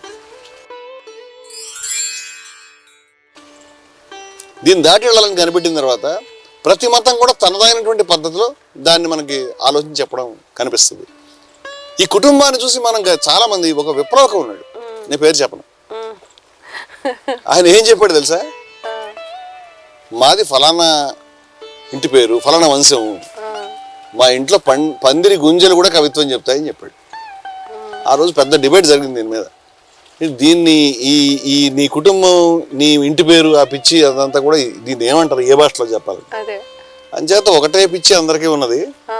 అంచేత మొట్టమొదటి ఈ ఇంటి పేరు మీద పిచ్చి, వంశం మీద పిచ్చి, ఈ కుటుంబం పిచ్చి, కొంచెం ముందుకెడితే అదే కొంచెం చాలా మంది కులం పిచ్చి, ఇవన్నీ కూడా మేము సెపరేట్, మేము గొప్ప అనేటువంటి ఈ పిచ్చి ఏదైతే ఉన్నదో అవును ఈ వదులుకోవాల్సినటువంటి మహా దరిద్రం ఇది. అవును నన్ను అడిగితే ఇంటి పేర్లని లేకపోతే ఈ ఈ కుటుంబం పిచ్చిని ఇమ్మీడియట్గా నువ్వు దాటాలి. అవును ఇది నీ కుటుంబంలో నీ అయం నిజ పరోవేతి. వీళ్ళు నా వాళ్ళు, వీళ్ళు బయట వాళ్ళు ఆ మాట హితోపదేశంలో రాశారు. వీళ్ళు నా వాళ్ళు, వీళ్ళు బయట వాళ్ళు అనేటువంటిది గణన లఘుచేత చాలా కొంచెము బుద్ధులు, చిన్న మనస్తత్వం ఉన్నటువంటి వాళ్ళు మాత్రమే, ఆలోచిస్తారు. లో లెవెల్ పీపుల్ మాత్రమే దీన్ని ఆలోచిస్తారు. ఉదార చరితానాంతో వసుదైక కుటుంబకం. ఎవరైతే విశాల హృదయులు ఉంటారో వాళ్ళకి యావత్ ప్రపంచపు కుటుంబమే. ఇదే మాట యేసుక్రీస్తు ఏం చెప్తున్నాడు, నీ వలని నీ పొరుగు వాడిని ప్రేమించు. ఖురాన్ ముందుకు వచ్చి ఏం చెప్తుంది, బాటసారి గురించి ప్రాణం ఇయ్యి, ఆపదలో ఉన్నవాడి గురించి, నీ కుటుంబం గురించి కాదు. ఇంకా చెప్పాలంటే నీ కుటుంబానికి వ్యతిరేకంగా సాక్ష్యం ఏమని చెప్తుంది ఖురాన్. ఖురాన్ ఏమని చెప్తుందంటే నీ కుటుంబానికి వ్యతిరేకంగా, నీ తండ్రికి వ్యతిరేకంగా, నీ తల్లికి వ్యతిరేకంగా నువ్వు సాక్ష్యం చెప్పు, న్యాయ ధ్వజవాహకుడుగా ఉండు, వాళ్ళకి సిద్ధపడు. ఏ తండ్రి ఏ కొడుకుని, ఏ కొడుకు ఏ తండ్రిని రక్షించలేనటువంటి ఆ రోజు గురించి భయపడని చెప్పాడు. దీన్ని ఖయామత్ దీని అంటారు వాళ్ళు. ఏమిటి? ఆ రోజు ప్రళయ దినం అనమాట. ఆ రోజు అంతిమ తీర్పు దినం. ఆ తీర్పు దినం రోజు నువ్వు ఎవడ కొడుకువి, ఎవడో పట్టించుకోడు, నీకే జడ్జిమెంట్, ఆయనకే జడ్జిమెంట్. అప్పుడు నీ కొడుకు వచ్చి, నీ తండ్రి వచ్చి నిన్ను కాపాడు. అంచేత నీ తండ్రి నిన్ను కాపాడలేని, నీ కొడుకు కూడా నిన్ను కాపాడలేనటువంటి రోజుకు నువ్వు భయపడమని చెప్పాడు. ఇంత ఆశ్చర్యం ఈ మాట. అంటే కుటుంబం యొక్క నేరోనెస్ చెప్తున్నారు వాళ్ళు. అలాగే యేసుక్రీస్తు కూర్చుని ఉంటే ఆయన ఎవరు, ఆయన తల్లి, ఆయన మరి అక్క చెల్లెలు అన్నదమ్ములు. అంటే నాకు ఈ కథల మీద అంత ఇంపార్టెన్స్ లేదు, సబ్జెక్ట్ మీద ఉంటుంది నాకు పిచ్చంతా కూడా. వాళ్ళు వచ్చారు, ఈయన ఇలా మాట్లాడుతూ ఉంటే వాళ్ళు వచ్చారని చెప్తారు. ఎవరు? మీ కుటుంబం, మీ అమ్మ, మీ నాన్న, మీ తల్లి, మీ చెల్లి, మీ యొక్క ఎవరు లేరు నాకు. అలాగే నాకు ఎవరు లేరు, నా కుటుంబం లేరు. మరి క్రైస్తవులు ఈ విషయం గమనిస్తారు లేదు. వాళ్ళు ఇంకా మేరీమాత బొమ్మను ఇంకేవో రకరకాల బొమ్మలు పెడతా ఉన్నారు. ఏ విలువ లేదు. వాళ్ళు ఏం చెప్పారు, నాకేమీ లేదు, మీరే నా కుటుంబం. ఎవరైతే నా తండ్రి యొక్క రాజ్యం గురించి కృషి చేస్తున్నారో మీరే. ఇప్పుడు మన భాషలో దీన్ని మార్చుకుంటే ఎవరైతే నీ ఆశయం గురించి పనిచేస్తున్నారో వాళ్ళే. అలాగే విప్లవకారులు అదే మాట్లాడు. గాంధీ ఏమన్నా, you have to stand against the whole world. యావత్ ప్రపంచాన్ని ధిక్కరించి నిలవాలన్నప్పుడు ఫోర్సేక్ యువర్ వైఫ్, ఫోర్సేక్ నీ భార్య, నీ యొక్క మిత్రుల్ని, సమస్త బంధువులు అందరినీ కూడా త్యజించాల్సి వచ్చినా సరే, దేని గురించి నువ్వు నిలబడాల్సి వస్తుందో, దేని గురించి నువ్వు అంతిమంగా పోరాడాల్సి, దాని గురించి నువ్వు నిలబడు, వదిలిపెట్టి మొత్తం అంత ఒక్కళ్ళమైనా సరే పోరాడు అని చెప్పాడు. భగత్ సింగ్ ఏం చెప్పాడు, వాళ్ళ నాన్నగారు వచ్చి సంతకం పెట్టమని చెప్తే ఏం లేదని చెప్పాడు. నాకు పెళ్ళి అంటే నా పెళ్లి కూతురు మృత్యువే, ఉరికమ్మవే అని చెప్పాడు. ఇవన్నీ ఏమిటి అంటే విలువలు చాలా గొప్పవి కుటుంబ విలువల కంటే అనేది వాళ్ళ ప్రయత్నం. అందరి దగ్గర నువ్వు కదిపితే చివరికి అదే సారం బయటకు వస్తుంది. విప్లవకారుల దగ్గర అదే వస్తుంది. జయభారత్ అనాల్సిన పనే ఉంది. జయభారత్ కొత్తగా ఏం చెప్పింది ఇంట్లోనూ, కుటుంబం నీకు బాధ్యత ఉందయా, నీకు ప్రేమ ఉంది, ఈ రెండు దాటి నీకేం లేదు. నీకు ఉన్నదంటే విలువలు వేరే ఉన్నాయి, ఆదర్శం వేరే ఉంది, లక్ష్యం వేరే ఉంది, సాధించాల్సింది వేరే ఉందని ప్రాచీన పరంపరలో మహానుభావులంతా ఏది చెప్తా ఉన్నారో అదే చెప్పింది. అసలు సంఖ్యలతో కట్టేసింది, తాళ్లతో కట్టేసింది. ఇవన్నీ కూడా ఏమి తాళ్ళు కాదు, బంధాలు కాదు, కుటుంబమే నిజమైనటువంటి తాళ్ళు అని బుద్ధుడు చెప్పాడు. ఎంత గొప్ప మాట అండి ఇది. ఇప్పుడు వాళ్ళు జైనులు గ్రంథి అంటారు. గ్రంథి అంటే తాడు, బంధం అని. నిర్గ్రంథివి కావాలండి. నిర్గ్రంథివి కావడం అంటే ఈ తాళ్ళని తెగొట్టాలి. ఈ తాళ్ళని ఇవే ఏవి, నీ కొడుకు, నీ తల్లి, ఇవే. యేసుక్రీస్తు ఏం చెప్పాడు, నేను సమాధానం తేవడానికి రాలేదు, నా దగ్గర సమాధానం ఖడ్గం ఉందని చెప్పాడు. ఖడ్గం అన్నటువంటి యేసుక్రీస్తు బొమ్మ అని చోట్ల పెట్టాలి. ఆ ఖడ్గం ఏమి ఖడ్గం? అది తండ్రికి కొడుక్కి మధ్య, కోడలికి అత్తకి మధ్య, తల్లికి కూతురికి మధ్య నేను విరోధమును పెట్టడానికి వచ్చాను. ఏం మాట్లాడి తగాద శత్రుత్వాన్ని పెట్టడానికి వచ్చాడండి. అంటే కొంపలు కోల్చడానికి, కుటుంబాలు అంటించడానికి యేసుక్రీస్తు వచ్చాడు. ఆయన దగ్గరికి పోయి నాకు కొడుకుని రక్షించు, నా తండ్రిని రక్షించండి, ఆయన వచ్చి నేను తగాద పెట్టడానికి వచ్చాను మొహమాట లేకుండా చెప్పాడు. అది కూడా ఆ బైబిల్లోనే రికార్డ్ అయిపోయింది. ఇప్పుడు ఏం చేస్తావు, రాంగ్ అడ్రస్కి వచ్చావు. యాక్చువల్గా వాళ్ళు ఈ మొత్తం కుటుంబాన్ని కబీర్ చెప్పాడే, మొదట నా ఇంటికి నిప్పెట్టదలుచుకున్నాను, తర్వాత నన్ను అనుసరించే వాళ్ళు వాళ్ళంతా నిప్పెట్టే వ్యాచ్ అదంతా.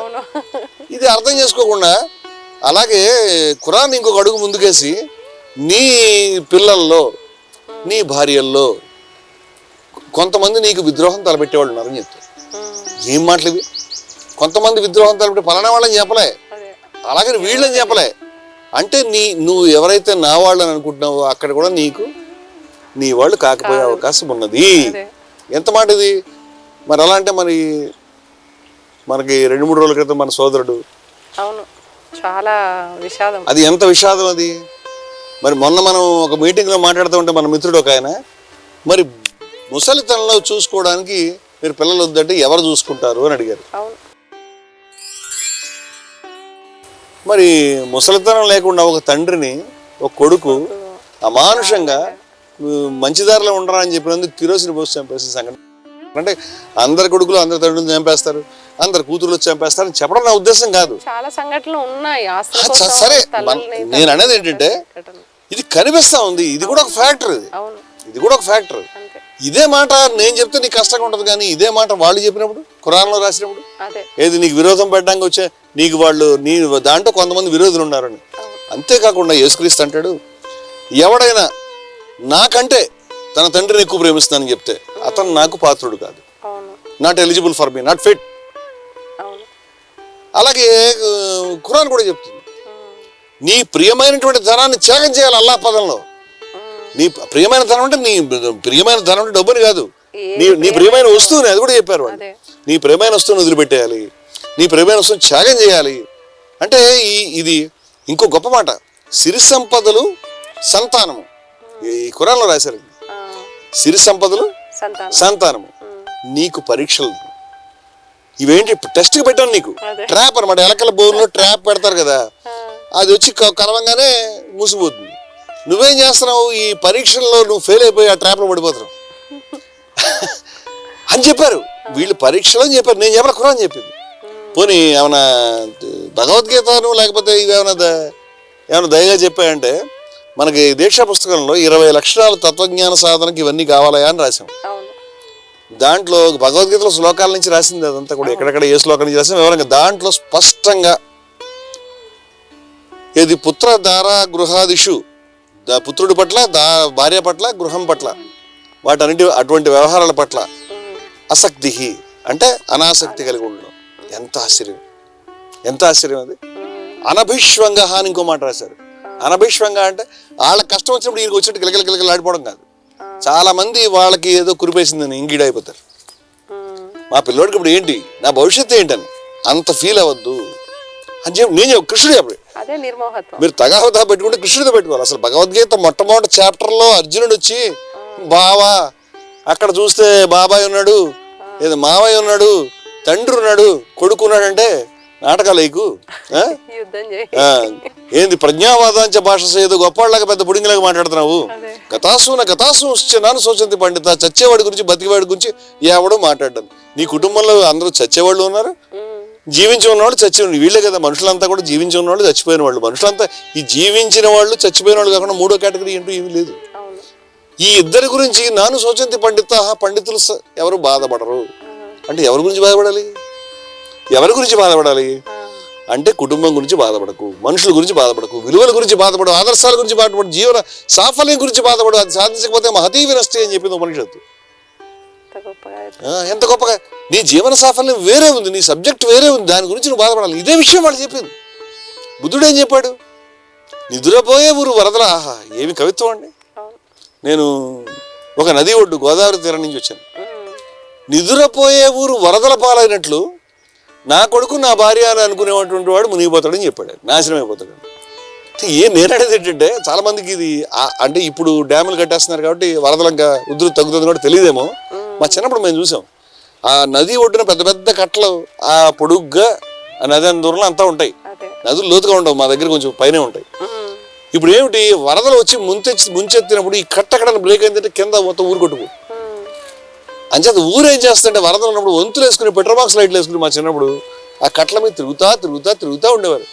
ఎక్కడన్నా చిన్నగా ఈ కట్ట వీక్ అవుతుందని ఫీలింగ్ ఉంటే అప్పటికప్పుడు ఇసుక బస్తాలు, రకరకాల బస్తాలు మోసుకొచ్చి దాన్ని కట్టను పూడ్చేసేవారు. ఆ గండిని చిన్నది పడుతున్నప్పుడు మూసేసేవారు. మూస్తే ఊరు బతికింది. వీడ పని చేయలేదు, ఆ ఊరు నిద్రపోయింది, అప్పుడు ఆ కట్ట బద్దలవుతుంది, మొత్తం అంతా కొట్టి చచ్చిపోతారు.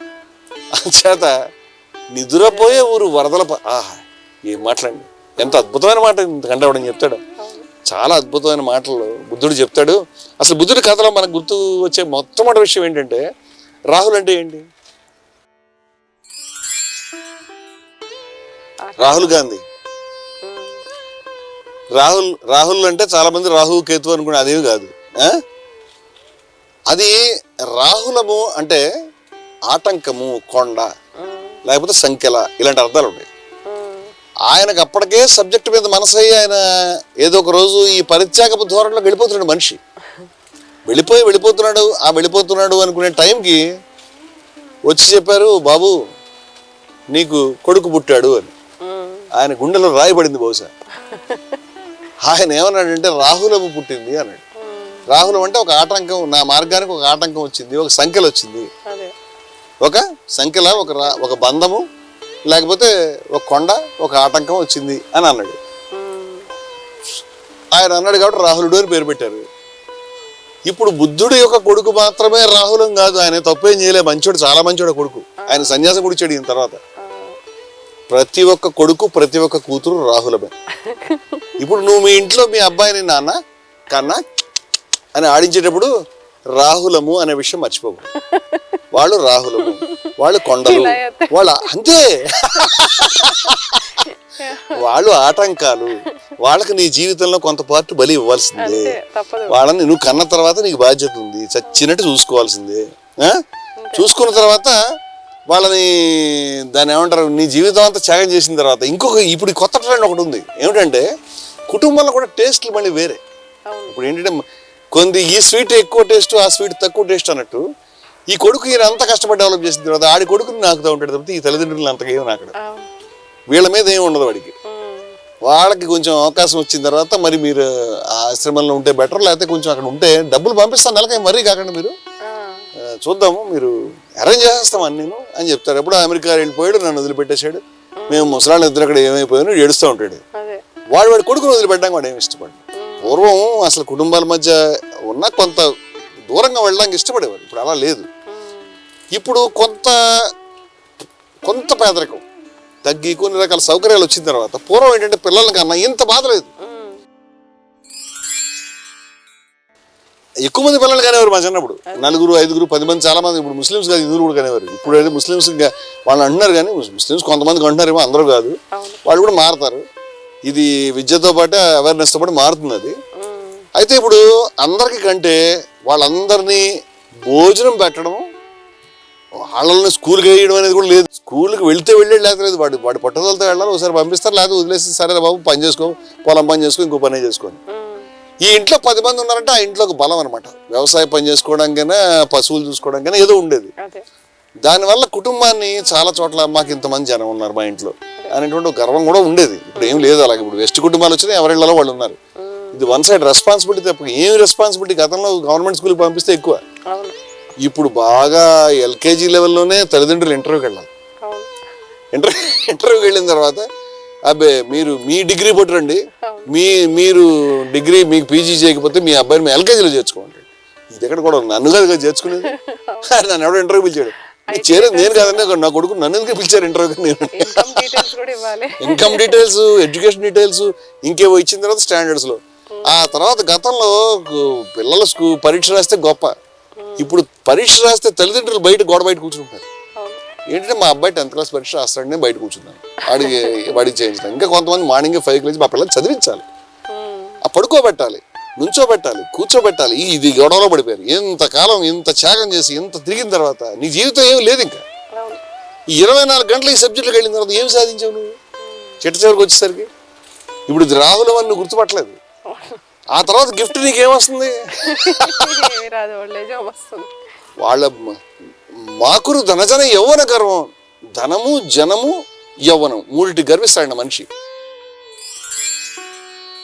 ధనం అంటే డబ్బు, జనం అంటే కుటుంబంలో బంధువులు, నేను, మా కులం, మా యొక్క ఇంతమంది జనం ఉన్నారు, ఇంత డబ్బు ఉంది, నేను యూత్లో ఉన్నాను. మాకురు ఈ పిచ్చి తగ్గించుకో. ఈ గర్వం పెట్టుకున్నావంటే ఎందుకు? హరత్ నిమేషాత్ కాల సర్వం. కాలం అనేది ఒక్క సెకండ్లో మాయం చేస్తుంది. అలా బయటకు వెళ్ళి యాక్సిడెంట్ చచ్చిపోయారు. ఏం సాధించావు? నీ వాళ్ళు ఎవరు నేను కాపాడలేదు. It's just impossible. ఒక్క క్షణంలో మారిపోతుంది మొత్తం అంతా కూడా. ఇలా వాళ్ళు చచ్చిపోతే, భర్త చచ్చిపోతే దాన్ని ఏమంటారు, నువ్వు డబ్బులు సంపాదించినంత కాలమే నీకు విలువ ఉంటుంది. నువ్వు డబ్బులు సంపాదించడం ఆగిపోయిన తర్వాత నిన్ను ఎవడు పట్టించుకోవడానికి భజగోవిందంలో ఆయన రాశాడు. ఇంకో మాట రాశాడు, ఏది ఊపిరి ఆగిపోయినంతసేపు నిన్నంతా ఇంట్లో కుశలం అడుగుతారు. ఏ క్షణాన్ని ఊపిరి ఆగిపోయిందో ఆ క్షణాన భార్య బిబ్బేది, భార్య కూడా భయపడిపోతుందట. ఏది తస్మిన్ కాయ, ఆ మృతదేహాన్ని చూశాను. అంత కొంచెం ఎక్కువ రాస్తాడు ఆదిశంకర్లు. భార్య ఏడుస్తుంది కదా, ఓకే ఏడుస్తుంది కదా, 2 రోజులు వదిలిపెట్టాడు. 2 రోజుల తర్వాత బయటకు వచ్చి అమ్మ బుద్ధులు ఎడుతుంది. తీస్తారా తీరా ఏమనుకుంటారు, ఈ కంపు కొడుతుంది, మేము ఏం చేసుకోవాలని. నేను నువ్వే కదా ఏడ్చావు, ఎందుకు వెళ్ళిపోయి ఉన్నాడు కదా. ఇది ఇవన్నీ కూడా నువ్వు బతికున్నప్పుడు, లేకపోతే నువ్వు చేసేటప్పుడు ఈ బంధాలకి ఇంత టేస్ట్ ఏమి లేదు, ఇంత వాల్యూస్ లేవు. ఎవడు నోబడి విల్ కేర్. ఆయన యండమూరి వీరేంద్రనాథ్ ఒక నవల రాశాడు. దాంట్లో వాడు చచ్చిపోయేవాడు, దాన్ని ఏమంటాడు, ఆ చచ్చిపోతాను టెన్షన్లో ఉండే దేవుడు వచ్చి వీడు చచ్చిపోకుండా ఉండే వరం ఇస్తాడు వాడికి. అసలు దాంట్లో ఒక సీన్ ఏంటంటే, ఈయనకి చాలా ఫేవరెట్. ఇప్పుడు ఆయన చచ్చిపోతాడని మా ఎక్కడెక్కడ వాళ్ళు, న్యూయార్క్ వాళ్ళు, బొంబాయి వాళ్ళను, విజయవాడ వాళ్ళు అందరూ వచ్చి ఆ ఇంట్లో కూర్చున్నారు. పెద్ద ఆయన అయిపోతాడు, తీసేస్తారులే ఇంక వెళ్ళిపోదామని ఆయన ఫోన్లు చేస్తుంటే కూడా వచ్చి అయిపోతారు 2 రోజులు, ఇంకా పైన ఉన్నాడు ఇక్కడ ఎనీ మూమెంట్ అని చెప్తారు. ఈయన వరం తీసుకుని వెళ్ళడం. వెళ్ళకపోతే ఓ రోజు బాగానే ఉంది, 2 రోజు 3 రోజు అయిన తర్వాత అందరికి మెంటలకు తిండి పోట్లా తింటారు. ఇప్పటిదాకా బయట కూర్చుని మా నాన్నగారు అన్న వాళ్ళు ఇప్పుడు టెన్షన్ పడుతూ ఉంటారు, పోవట్లేదు అంతగా. మరి ఏం చేసినా పోరు. ఒక రాత్రి ఆయన అలా పడుకుని ఉంటే ఆయనకి ఆక్సిజన్ ట్యూబులు అలా పెట్టి ఉంచుతారు. అమ్మాయి వస్తుంది, ఈయన కన్ను ఇలా తెరిచి నా ప్రియమైన కూతురు వచ్చింది అనుకుంటాడు. ఆయన లోపలికి వచ్చి ఎంత బాధపడుతుందో నన్ను ఇలా చూసి అనుకుంటాడు. ఆయన దగ్గరికి వచ్చి అటు ఇటు చూసి ఆ 2 ఆక్సిజన్ గొట్టాలు పీకి పారేస్తుంది. ఆ తర్వాత కూడా వీడు చావలేదు. ఆ తర్వాత వీడు కళ్ళు ఎత్తితే ఆవిడ గసగసలు అడిపోయి పారిపోతుంది. అంటే నీ రోలు ఒక లెవెల్ దాకా భరిస్తారు, కానీ నువ్వు అనుకునేంత పెచ్చం కాదు. మనం చెప్తున్న విషయం ఏంటంటే, కుటుంబం okay, relation okay, responsibility okay, కానీ ఇది జీవిత పరమావధి కాదు. నీకు ప్రత్యేకమైన గమ్యం ఉండాలి. ఏమిటా గమ్యం? ఇది అల్టిమేట్ గోల్ కాదు. లైఫ్కి ఇది ప్రతి మనిషికి ఒక గోల్ ఉండాలి. ఈ గోల్ ఉండి ఏమి తెలియదు. నువ్వు ఇక్కడి నుంచి బయలుదేరి మనం హైదరాబాద్లో ఒక సర్వే చేసి వాట్ ఈజ్ యువర్ గోల్ అని అడిగితే 90% పీపుల్ మా వాడికి కొంచెం పెళ్లి చేసి, మా వాడికి కొంచెం, మనం అడుగుతున్నాం పెళ్ళి ఎందుకు చేయాలరా బాబు. చదువు చెప్పా ఓకే, పెళ్ళి ఎందుకు చేయాలి? అది బస్ మేం చేయకపోతే ఎవడు చేస్తాడు అంటారు. వాడు ఈ ఇండియాకి ఎవడు ప్రైమ్ మినిస్టర్ ఉండాలి, పక్కన ఎమ్మెల్యే ఎవడు ఉండాలి, ఎంపీ ఎవడు ఉండాలి, సీఎం ఎవడు ఉండాలి, ఒక్క గుద్దు వేసి 18 ఏళ్ళకి ఓటేసే పవర్ ఇచ్చారు వాడికి. ఆఫ్టర్ ఆల్ వాడు లైఫ్లో ఎవరు ఉండాలి వాడు తేల్చుకోగలుగుతాడు కదా. తేల్చుకోలేడు, వదిలేరాదు. వాడికి పెళ్ళి అవ్వకపోతే నష్టం వచ్చింది. ఎవరు తేల్చుకోగలుగుతారు వాళ్ళే పెళ్లి చేసుకుంటారు, ఎవరు తేల్చుకోగలుగుతారు వాళ్ళే పిల్లల్ని కంటారు. ప్రతి మనిషి ఎందుకు పిల్లలు కన్నా, ప్రతి మనిషి ఎందుకు పెళ్లి చేసుకోవాలి అని మనం చెప్తే కర్ణ కఠోరంగా ఉంటుంది ఈ విషయం. పెళ్లి చేసిన తర్వాత వాళ్ళు కాపురం చేయాలి. అదైతే నువ్వు వెళ్ళి సపోర్ట్ చేయవు కదా, వాళ్ళ పని వాళ్ళు చేసుకోవాలి కదా. దాంతో సంబంధం లేకుండా అక్కడైతే మనం కొంచెం ఫ్రీడమ్ ఇస్తున్నాం, మిగతా విషయాల్లో మాత్రం భయపడిపోతూ ఉండిపోతున్నాం. అంచేత ఇది సబ్జెక్ట్ కాదు. అక్కడ మనం వాళ్ళకి చదువు చెప్పించాలి. నన్ను అడిగితే నేను 2 విషయాలు చెప్తాను, 2 థింగ్స్. ఒకటేంటంటే వాళ్ళకి చదువు చెప్పించాలి. 2 ముఖ్యంగా మగపిల్లలకి పని నేర్పించాలి. ఏది ఇంటి పని చేయడం. ఇంకోటి సామాజిక బాధ్యత ఉంది సొసైటీ గురించి, అది కూడా చెప్పాలి. ఏ విధంగా అయితే సొసైటీకి సంబంధించి మన మిత్రుడు వచ్చాడు చూడు పైన,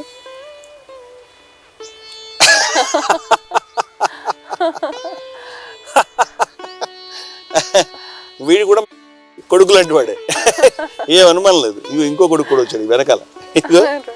ఇగో చాలా అద్భుతంగా ఉంది, చాలా ముద్దుగా ఉన్నాయి, ఇవి చాలా చక్కగా ఉన్నాయి. ఖలీల్ జిబ్రాన్ది ఒక పోయం ఉంది, ఇందాక గుర్తొచ్చింది.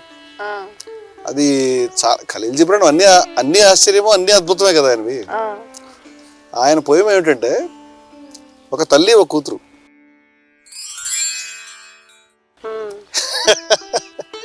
ఒక తల్లి ఒక కూతురు వాళ్ళు స్లీప్ వాకర్స్, ఓకే. అంటే నిద్రలో నడుస్తారు అనమాట. నిద్రపోతున్నారు ఇద్దరు, నిద్ర లేచి నడుస్తున్నారు. ఆవిడ లేచి పక్క మీద నుంచి అటు వెళ్ళిపోయింది నగరంలో, ఈవిడ లేచి ఇటు వెళ్ళిపోయింది. వీళ్ళిద్దరూ సిటీ సెంటర్లో కలుసుకున్నారు మార్నింగ్ 5కి. ఎప్పుడు ఇద్దరు నిద్రలో నడుస్తున్నారు. నిద్రలో నడవడం అంటే చూసుకుంటారు కూడా. చూడంగానే తల్లి కూతురుని తిట్టింది అనమాట. ఓసి దుర్మార్గురాలా, దెయ్యాన్ని నువ్వు, నా జీవితాన్ని, నా యొక్క యవ్వనాన్ని నా సర్వనాశనం చేసావు, మళ్ళీ ఇప్పుడు కూడా ఇక్కడ కూడా తయారయ్యావా అని తల్లి తిట్టింది. కూతురేమో ఓసి దెయ్యమా, నన్ను కంట్రోల్ చేసి నన్ను ఏమీ లేకుండా సర్వనాశనం పట్టించావు, పొద్దున్నే ఇప్పుడు తయారయ్యావా ఇక్కడ అని కూతురు తిట్టింది. అప్పుడు పైనుంచి ఒక పెట్టో ఒక కాకో ఇలా మనకు వచ్చినట్టు కోతో చప్పుడు చేసుకుంటూ వెళ్ళినాయి అరుచుకుంటూ. వీళ్ళిద్దరూ ఒకేసారి మెలుకున్నాయి వచ్చారు. మెలకు రాగానే తల్లి కూతుర్ని, నా ప్రియమైన కూతురా, ఇప్పుడు ఇక్కడ పొద్దున్నే ఎక్కడ తిరుగుతున్నావు అమ్మా బంగారు తల్లి అంది. కూతురు తల్లిని, అమ్మ నువ్వు నన్ను వదిలిపెట్టి వెళ్ళిపోయావు, మన ఇద్దరం కలిసి కదా వెళ్ళాలి, మరి నువ్వంటే నాకు ఇష్టం, నేనంటే నీకు ఇష్టం అని. అంతే. అంటే నేను ఎగ్జాక్ట్ గా చెప్పట్లేదు, కొంచెం ట్విస్ట్ చేసి చెప్తున్నాను. అయితే మనకి యాక్చువల్ గా ఈ రాహులం అంటే అదే సబ్జెక్ట్ మనం ఇందాక మాట్లాడుతుంది. ఇది వాళ్ళు నీకు హెల్ప్ చేస్తున్నారా డిస్ట్రాక్ట్ చేస్తున్నారా, నువ్వు పొందే ఆనందంలో నీకు ఎంత ఎంత దుఃఖము ఎంత బాధ నుంచి ఈ ఆనందం మిగిలింది, నువ్వు స్పూన్ ఆనందమే చూస్తున్నావు, ఇది ఎర్రలాంటిది కదా అనేది మనకు అనిపిస్తుంది. మరి ఎట్లా డీల్ చేయాలి? ఇప్పుడు ఆదిశంకర్లు అయితే డైరెక్ట్గా ఎవడ్రా నువ్వు, కతే కాంతా కస్తే పుత్ర అని ఆ భాష కానీ ఆ ఫెరోషియస్గా అడిగే విధానం, కతే కాంతా కస్తే పుత్ర అంటే నీ భార్య ఎవరు, నీ పిల్లలు ఎవరు, నీ కొడుకు ఎవరు, సంసారో యమతీవ విచిత్ర. ఈ సంసారం అనేది చాలా ఆశ్చర్యమైనటువంటిది. ఎందుకు వీళ్ళిద్దరు ఒకళ్ళొకళ్ళు అటాచ్ అయిపోయారండి అని చెప్పి, కశ్యత్వం కుతాయాత, అసలు నువ్వెవడివి, ఎక్కడి నుంచి వచ్చావు, తత్వం చింతయ తదిహ భ్రాత, తమ్ముడా సబ్జెక్ట్ ఆలోచించు అని చెప్పాడు. ఎవరు భార్య ఎవరు, పిల్లలు ఎవరు? ఈ భార్య ఎవరు పిల్లలు అంటే ఆదిశంకరుడిది మరీ అద్వైతం అని, అద్వైతం తిట్టుకి సాలంటే అద్వైతం అని తిట్టుకు వాడేవారు ఆయన అద్వైతం. కానీ మామూలుగా కూడా సబ్జెక్ట్లో ఒక సినిమా నేను చాలా మీటింగ్స్ లో చెప్పాను, ఇది వీరాభిమాని. ఆదిశంకర్ల వాళ్ళు ఇట్లా చెప్పారు కానీ బయట ఇదేదో సంసార సాగరాన్ని ఇద్దరు చక్రాల కింద ఈదాలి అని చెప్పేసి, అది ఒక తమాషా అయిన విషయం ఏంటంటే, సంసారం అంటే 2 అర్థాలు ఉన్నాయి. సంసారం అంటే మొత్తం ప్రపంచం, సంసారం అంటే వీళ్ళిద్దరూ ఉన్నది. దీని రెండింటి బయటపడడానికే చెప్పారు ఇది. అయితే వీరాభిమన్య సినిమా గురించి నేను గతంలో చాలా మీటింగ్స్లో చెప్పాను, ఇది తెలుసుకోవాల్సిన సబ్జెక్ట్. అది భలే సినిమా. అది వీరాభిమన్య సినిమాని ఎలా తీశారంటే, అసలు హాలీవుడ్ తలదన్న సినిమా తీయాలని అప్పుడు వాళ్ళు ఆలోచించి, ఆ డ్రీమర్స్ వాళ్ళు పాపం గొప్ప సబ్జెక్ట్ సినిమా గొప్ప బడ్జెట్తో తీద్దామని లెక్కలేసి సినిమా తీశారు. బ్లాక్ అండ్ వైట్, అంటే బ్లాక్ అండ్ వైట్ కూడా ఆ రోజులు హాలీవుడ్ కూడా బ్లాక్ అండ్ వైట్లో వచ్చేవి. చాలా భారీ సెట్టింగ్లతో ఎక్కడ కాంప్రమైజ్ కాకుండా చాలా భారీ మూవీ తీశారు, పెద్ద హిట్ కూడా తెలుగులో. శోభన్ బాబు అభిమన్యుడు, రామారావు కృష్ణుడు, వి మధుసూదన్ రావు గారు కమ్యూనిస్ట్, ఆయన దాని దర్శకుడు. అంతా కూడా ఆశ్చర్యం, మంచి మంచి పాటలు, అంతా చాలా అద్భుతమైనటువంటి సినిమా. అది సినిమా, అది శోభన్ బాబు గారి కెరీర్లో అది టర్నింగ్ పాయింట్ కూడా. సినిమా గురించి చెప్పడం నా ఉద్దేశం కాదు, నాకు ఆఖరిలో ఒక ఆశ్చర్యమైన సీన్ ఉంటుందండి. సినిమా హీరో అభిమన్యుడు, మొత్తం అభిమన్యుడు చుట్టూనే అభిమన్యుడు సెంట్రిక్ గానే చెప్తారు భారతాన్ని, ఆ కనీసం భారత స్టోరీలో ఆ పార్ట్ని. ఇక్కడ ఏమవుతుంది, అభిమన్యుడు చచ్చిపోతాడు పద్మవ్యూహంలోకి వెళ్ళి. పద్మవ్యూహంలోకి వెళ్ళి అభిమన్యుడు చచ్చిపోయిన తర్వాత, అది అతను చచ్చిపోవడం వెనక్కి, ఆ రోజు వేరే యుద్ధంలో వేరే పార్టీలో ఎంగేజ్ అయినటువంటి అర్జునుడు వెనక్కి వస్తాడు. ఈ నలుగురు కూడా ఈయన కాపాడలేకపోతారు, ఎవరు ధర్మరాజు నిన్ను వాళ్ళని. అసలు పద్మవ్యూహాన్ని ధర్మరాజు గురించే సెట్టింగ్ పెట్టారు, దాన్ని ఛేదించడానికి ఇతను వెళ్ళాడు. ఇతను కొడుకు కదా, ఆ కొడుకు అందరికంటే ఎక్కువ టేస్ట్ అయినటువంటి చాక్లెట్ కదా. అంచే చచ్చిపోగానే అర్జునుడు వచ్చి, నా అభిమన్యుడు ఏడే, అభిమన్యుడు కూడా వస్తాడు పాపం. వచ్చి, ఇంత చిన్నపిల్లాన్ని మీరు ఎట్లా పంపించారు, మీరంతా ఏమయ్యారని అందరినీ బూతులు పెడతాడు. అంటే ఆ దుఃఖం నుంచి బయటపడలేకపోతుంటాడు కృష్ణుడు. కాసేపు దుఃఖించావు, ఓకే, ఏమి అభ్యంతరం లేదు అని కృష్ణుడు దాన్ని పోన్లేని వదిలిపెడతాడు. కానీ అది ఎప్పటికీ తెవలలేదు, ఆ దుఃఖం తెవలకపోతుంటే కృష్ణుడికి ఈయన ఎలా బయటపడాలో అర్థం కాదు. నా అభిమన్యుడు లేకపోతే నేను చచ్చిపోతాననే దాకా వస్తాడు. అప్పుడు అర్జునుడు ఎవరు? కాంతారావు. రామారావు ఏం చేస్తాడంటే కృష్ణుడు ఈ యొక్క అర్జునుడిని తీసుకుని దా నీకు అభిమన్యుడిని చూపిస్తానని పైన స్వర్గానికి తీసుకెళ్తాడు. పైన స్వర్గానికి తీసుకెళ్ళినప్పుడు ఆ పైన స్వర్గంలో అభిమన్యుడు వీరస్వర్గం కదా, యుద్ధంలో చచ్చిపోయాడు కదా, మంచి హ్యాపీగా ఎంజాయ్ చేస్తూ స్వర్గంలో ఉంటాడు. అక్కడ కలుసుకుంటారు వీళ్ళు. ఇక అర్జునుడు అభిమన్యుని చూడగానే కాంతారావు అభిమన్యు నా అభిమన్యు అంటాడు. అనగానే అభిమన్యు లేచి ఎవరు నువ్వు, ఏమిటిది, వెళ్ళి బయటికి రాడు అని తండ్రిని ఏసడిస్తాడనమాట. అప్పుడు కృష్ణుడు నవ్వుతూ ఉంటాడు వెనకాల చూసి. అంటే ఈ రిలేషన్స్ ఇవన్నీ ఇక్కడ తప్పితే అక్కడ ఏమి నీకేం వాల్యూ లేవని చెప్పడానికి, దీని యొక్క ఈ టెంపరీ ఇది పర్మనెంట్ కాదు అని చెప్పడానికి చాలా గొప్పగా దాన్ని చూపించారు. అది చూడాలి ప్రతి ఒక్కళ్ళు. ఈ చాలా మంది చూసి మేము చూసామండి సినిమా, ఈ చివరి సినిమా కనిపించట్లేదు అంటే ఎవరికి ఏది కావాలో అదే కనిపిస్తుంది అనుకుంటాను. పాటలు కావాల్సిన పాటలు, మ్యూజిక్ కావాల్సిన మ్యూజిక్, వైరాగ్యం కావాల్సిన మనకు అది కనిపిస్తుంది. ఇక్కడ మనము ఇది దాన్ని ముందు పెట్టి వైరాగ్యం విప్లవం రెండు అంచులుగా కలిగిన ఖడ్గాలు మనం ఒక్కళ్ళే చెప్తాం. విప్లవం ఏంటి, వైరాగ్యం ఏంటి, రెండు అంచులు ఏంటి, వైరాగ్యం విప్లవం, నీకు రెండు ఉండాల్సింది. వైరాగ్యం ఏంటంటే సంసారాన్ని ఒక బాధ్యతగా చూడడం, ఒక ప్రేమగా చూడడం, అంతే. జీవన పరమావధిగా చూడకపోవడమే మన యొక్క నిర్మోహత్వం, అదే మన యొక్క వైరాగ్యం. ఈ వైరాగ్యం నీ యొక్క జీవన సాఫల్యం గురించి ఆలోచించడం విప్లవం.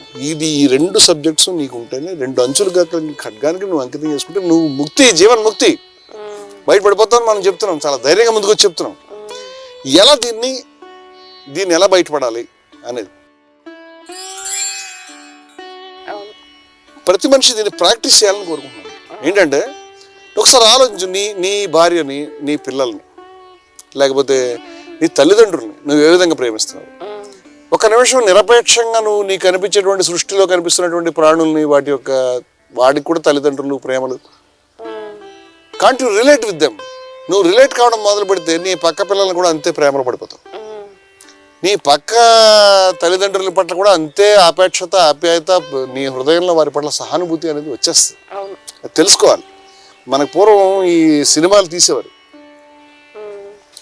ఏం సినిమాలు అంటే ఇది భార్య భర్త పిల్లలు చిన్నప్పుడు కూర్చుని ఉండడం, విలన్స్ వచ్చేసి ఈ తల్లిని తండ్రిని భార్య భర్త చంపేయడం, ఈ పిల్లలు పారిపోవడం. వాళ్ళు చిన్నప్పుడు ఒక పాట పాడుకుంటారు, యాదోంకి భారతనో లేకపోతే ఇంకేదో ఆనాటి అనుబంధం అని ఏదో పాడుకుంటారు. ఇదే క్లూ అనమాట. వీళ్ళు వెళ్ళిపోయిన తర్వాత పెద్దవాళ్ళు అయిపోతారు. ఈ చిన్న యాక్టర్స్ వెళ్ళిపోయి పెద్ద యాక్టర్స్ వస్తారు. బాలకృష్ణ, మురళీమోహన్, లేకపోతే ఇంకోటి ఎవడో ధర్మేంద్ర అని ఎవరో వచ్చేస్తారు. ఇప్పుడు వీళ్ళు గుర్తుపెట్టుకోవాలి. ఎలా గుర్తుపడతారు? అప్పుడు వీళ్ళు కూర్చుని కనిపించిన చోట్ల ఈ పాట పాడుతూ ఉంటారు. ఈ పాట వల్ల ఏమవుతుందంటే వాడు ఆ పాట మొదలు పెట్టగానే వీడు అంత సీరియస్గా ఉన్నాడు, అరే వీడు నా తమ్ముడు అని అప్పటికప్పుడు ఏడ్ చేస్తాడు. దుఃఖం వచ్చి నువ్వు నా తమ్ముడివి, నేను నిన్ను గుర్తుపట్టానని ఇది కాగలుచుకుంటాడు. మనం ఏం చేయాలి అంటే మన చుట్టూ ఉన్నటువంటి మన తమ్ముళ్ళని అన్నయ్యని గుర్తుపడడానికి మనకేదో సాంగ్ ఒకటి ఉంది, అది మనం మిస్ అయిపోయాం, ఇది మనకు తెలియదు. నువ్వు గనక ఆ సాంగ్ని గుర్తుపడితే ఈ చుట్టుపక్కల నీకు కనిపిస్తున్నటువంటి ఆ కోతి కానీ, ఆ చుట్టుపక్కల మనుషులు కానీ ఒకళ్ళకొకళ్ళు మనం అంతా ఒకటే, ఏకమేవా ద్వితీయం, ఇదంతా ఒకటే యూనిట్. మనం భిన్నం కాదు వాళ్ళకి. నీకు వల్ల నీ పొరుగువాడిని నువ్వు ప్రేమించవచ్చు, నువ్వు పొరుగువాడిని ఇంతే, ఈశావాస్యం ఇదం సర్వం, మనం అంతా ఏకమేవా ద్వితీయం ఒకటే అనేటువంటి కాన్సెప్ట్ నువ్వు వెళ్ళడం సాధ్యమే. దానికి ఏం చేయాలంటే ప్రాక్టీస్ మొదలుపెట్టి ఫస్ట్ నీ చుట్టూ ఉన్నటువంటి పరిధిని కొంచెం వెడల్పు చేయి. అంటే నేను అనేది మొత్తం మొదలుపెట్టేమో కూడా చెప్తాను, అవి అవ్వట్లేదండి మీకు చెప్పినంత ఈజీగా అంటే కనీసం నీ కుటుంబాన్ని ఇలా ప్రేమిస్తూనే నీ కుటుంబం కానాలని కూడా నీ కుటుంబంలో కొంతమందిని ప్రేమించుడు. ఆ తర్వాత ఇంకొంచెం వెడల్పు చేయి. ఆ తర్వాత సృష్టిలో ఏకత్వాన్ని అందుకోండి. నాకు తెలిసి జీవన్ముక్తి అంటే అది, జీవన సాఫల్యం అంటే అది, కంప్లీట్ గా జీవన సాఫల్యాన్ని సాధించడం అప్పుడే సాధ్యం అవుతుంది. ఇది నువ్వు చేయగలిగావా? నువ్వు దీని నుంచి దేని గురించి నువ్వు నీ యొక్క రహస్యం, నీ యొక్క DNA, నీ యొక్క సృష్టితో నీకున్న అనుబంధం, ఈ చెట్టుతో నాకు ఉన్నటువంటి దాన్ని నేను కనుక్కోవడం ఎప్పుడు సాధ్యమవుతుందంటే ఈ చెట్టు నేను ఒకటే అని గమనించిన తర్వాత, ఇదంతా మొత్తం సర్వం కల్విదం బ్రహ్మ, సమస్తం కూడా ఒకటే అని నేను గమనించిన తర్వాత దీన్ని చేయగలుగుతాను. ఈ మార్గం అనేది నువ్వు చుట్టూ తిరిగితే రాదు. వాళ్ళు అన్ని పెద్దాంట తాళం చెవులు పెట్టి ఉంచారు, నువ్వు గుడి చుట్టూ తిరిగి దండాలు పెట్టు, భజన చేసావు. చేసిన తర్వాత చిట్ట చివరి ఏం చెప్పారు? ఆత్మ ప్రదక్షిణ నమస్కారం. గుడి చుట్టూ ప్రదక్షిణ చేసినప్పుడు దేవుడు మధ్యలో ఉన్నాడు, ఓకే తిరిగావు. ఆత్మరక్ష నమస్కారం ఎవరి గురించి తిరుగుతున్నావు నువ్వు? ఇప్పుడు నీ చుట్టూ తిరుగుతున్నావు. సీక్రెట్ లోపల ఉంది. సీక్రెట్ లోపల ఉన్న దగ్గర మరి తిరుగుతూ ఉంటే ఉపయోగం ఏంటి? ఏది లోపల ఉందో అదే బయట ఉంది. తదంతరస్య సర్వస్య తదు సర్వస్యాస్య బాహ్యత. లోపల ఉన్నది బయట ఉన్నది ఒకటే సబ్జెక్ట్. దాన్ని నువ్వు పట్టుకోగలిగితే మొత్తం సృష్టిలో ఏకత్వ భావాన్ని నువ్వు గనక అచీవ్ చేయగలిగితే ఈ సంసారం అనేటువంటి దాని నుంచి బయటపడగలుగుతావు. లేకపోతే ఇప్పుడు ధనుర్దాస్ కథలో మనకు కనిపించేటువంటి సౌందర్యం అక్కడే కనిపిస్తుంది. ఆ కథ మనందరి కథ. నీ కథలో నా కథలో కూడా మనందరం కూడా ధనుర్దాసులమే. ధనుర్దాసు బహుశా మనకంటే చాలా సిన్సియర్ పర్సన్, చాలా నిజాయితీ పరుడైనటువంటి, చాలా స్ట్రైట్ ఫార్వర్డ్ పర్సన్. ఈ ధనుర్దాసు ఆయన ఆ యొక్క శ్రీరంగం కావచ్చు, ఆ పట్టణం యొక్క ఆలయ చుట్టుపక్కల పరిసర ప్రాంతాల్లో రామానుజులు వారి యొక్క శిష్యులతో వెళుతూ ఉంటే ఈ ధనుర్దాసు వెళ్తున్నాడు తన భార్యతో కూడా. ఎట్లా వెళ్తున్నాడు? మొత్తం మార్కెట్ అంతా వెళ్ళినా చూస్తున్నారు. ఎందుకు? ఆ భార్యకి ఇతను గొడుగు పట్టాడు. ఎందుకు పట్టాడు? ఈ శిష్యులంతా ఇగిలిస్తూ ఉంటారు ఆయన చూసి, చిచి ఈ భార్యకి పట్టాడు. రామానుజులు అతని దగ్గర ఉన్నటువంటి ఆ లక్ష్య శుద్ధి, అతని భార్యని, ఆమె సౌందర్యాన్ని, లేకపోతే ఆమెకు దేన్నో ప్రేమించాడు గుణగణాలను. ఇప్పుడు దాన్ని దాచుకోవట్లేదు, సిగ్గుపట్టలేదు. నవ్విపోదురు కాక నాగేటి సిగ్గర్ కృష్ణశాస్త్రి గారు రాసినట్టుగా ఏమి లెక్క లేకుండా అందరి ముందు తన యొక్క ప్రేమని, తన యొక్క ఆరాధనని, తన యొక్క అభినవేశానంటే చూపిస్తాడు. ఏం భయపట్టలేదు, దాచుకో హిపోక్రసీ లేదు ఆయనకి. ఇప్పుడు దీన్ని రామానుజులు ఆకర్షితులయ్యారు. నవ్వకండి మీరు అని చెప్పి అతని దగ్గర వెళ్ళి, ఏమయ్యా ఎందుకు పట్టావు ఈ గొడుగు అని.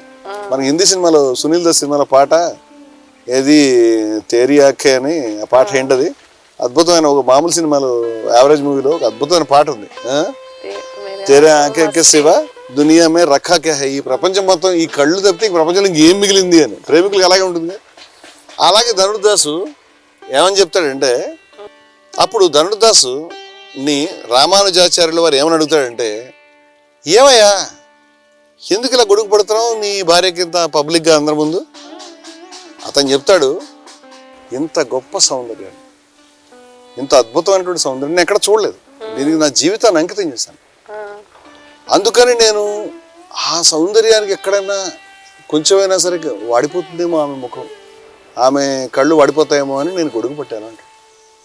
అసలు అంత అతను ఆ సబ్జెక్ట్ మీద అంత ప్రేమగా, ఆ విషయం మీద అతనికి గాఢమైనటువంటి అనురక్తి కలగటం, మొహమాటం లేకుండా దాన్ని చెప్పి మాట్లాడు, ఎక్కడ దాచుకోకుండా. ఇది ఎంతమంది చేయగలుగుతారు? అది సిన్సియారిటీ. అది పట్టుకున్నాడు ఆయన గురువుగారు. ఆయన అడుగుతాడు, చాలా మంచి పని చేస్తున్నావు, కానీ నేను అడుగుతున్నాను, నిజమేనా? Are you sure? ఇంతకంటే గొప్ప సౌందర్యం ప్రపంచంలో ఎక్కడా లేదా అంటే ఇతను అంటాడు, లేదు నాకు తెలుసు. ఒకవేళ ఉంటే దాన్ని నువ్వు ఇంతగా ఆరాధిస్తావా అని. ఖచ్చితంగా ఆరాధిస్తాను. సౌందర్య ఆరాధనే నా యొక్క ఆశయం, పరమాశయం. నేను ఇది మహాసౌందర్యం అని, ఇంతకంటే గొప్ప ఖచ్చితంగా ఆరాధిస్తాను. నేను చూస్తావంటే చూస్తానంటే అతను చేయి తీసుకుని రామానుజాచార్యులు వారు శ్రీరంగంలో ఉన్నటువంటి ఆ గుడిలో, అక్కడ ఏం జరుగుతుందో మనకు అది ఆ కథలన్నీ ఎలా ఉంటాయంటే, దాంట్లో కల్పన కొంత, కవిత్వం కొంత, మిస్టిసిజం కొంత, సందేశం కొంత, పారవస్యం, మార్మికత అన్నీ కలగలిసిపోతాయి. అతను తీసుకెళ్ళి ఆ గదిలో ఆ దేవుడి యొక్క గర్భగుడిలోకి తీసుకెళ్ళి అక్కడ వదిలేస్తాడు, తలిపేసేస్తాడు. ఆయన ఏం చూపించాడు, ఈయన ఏం చూశాడో తెలియదు.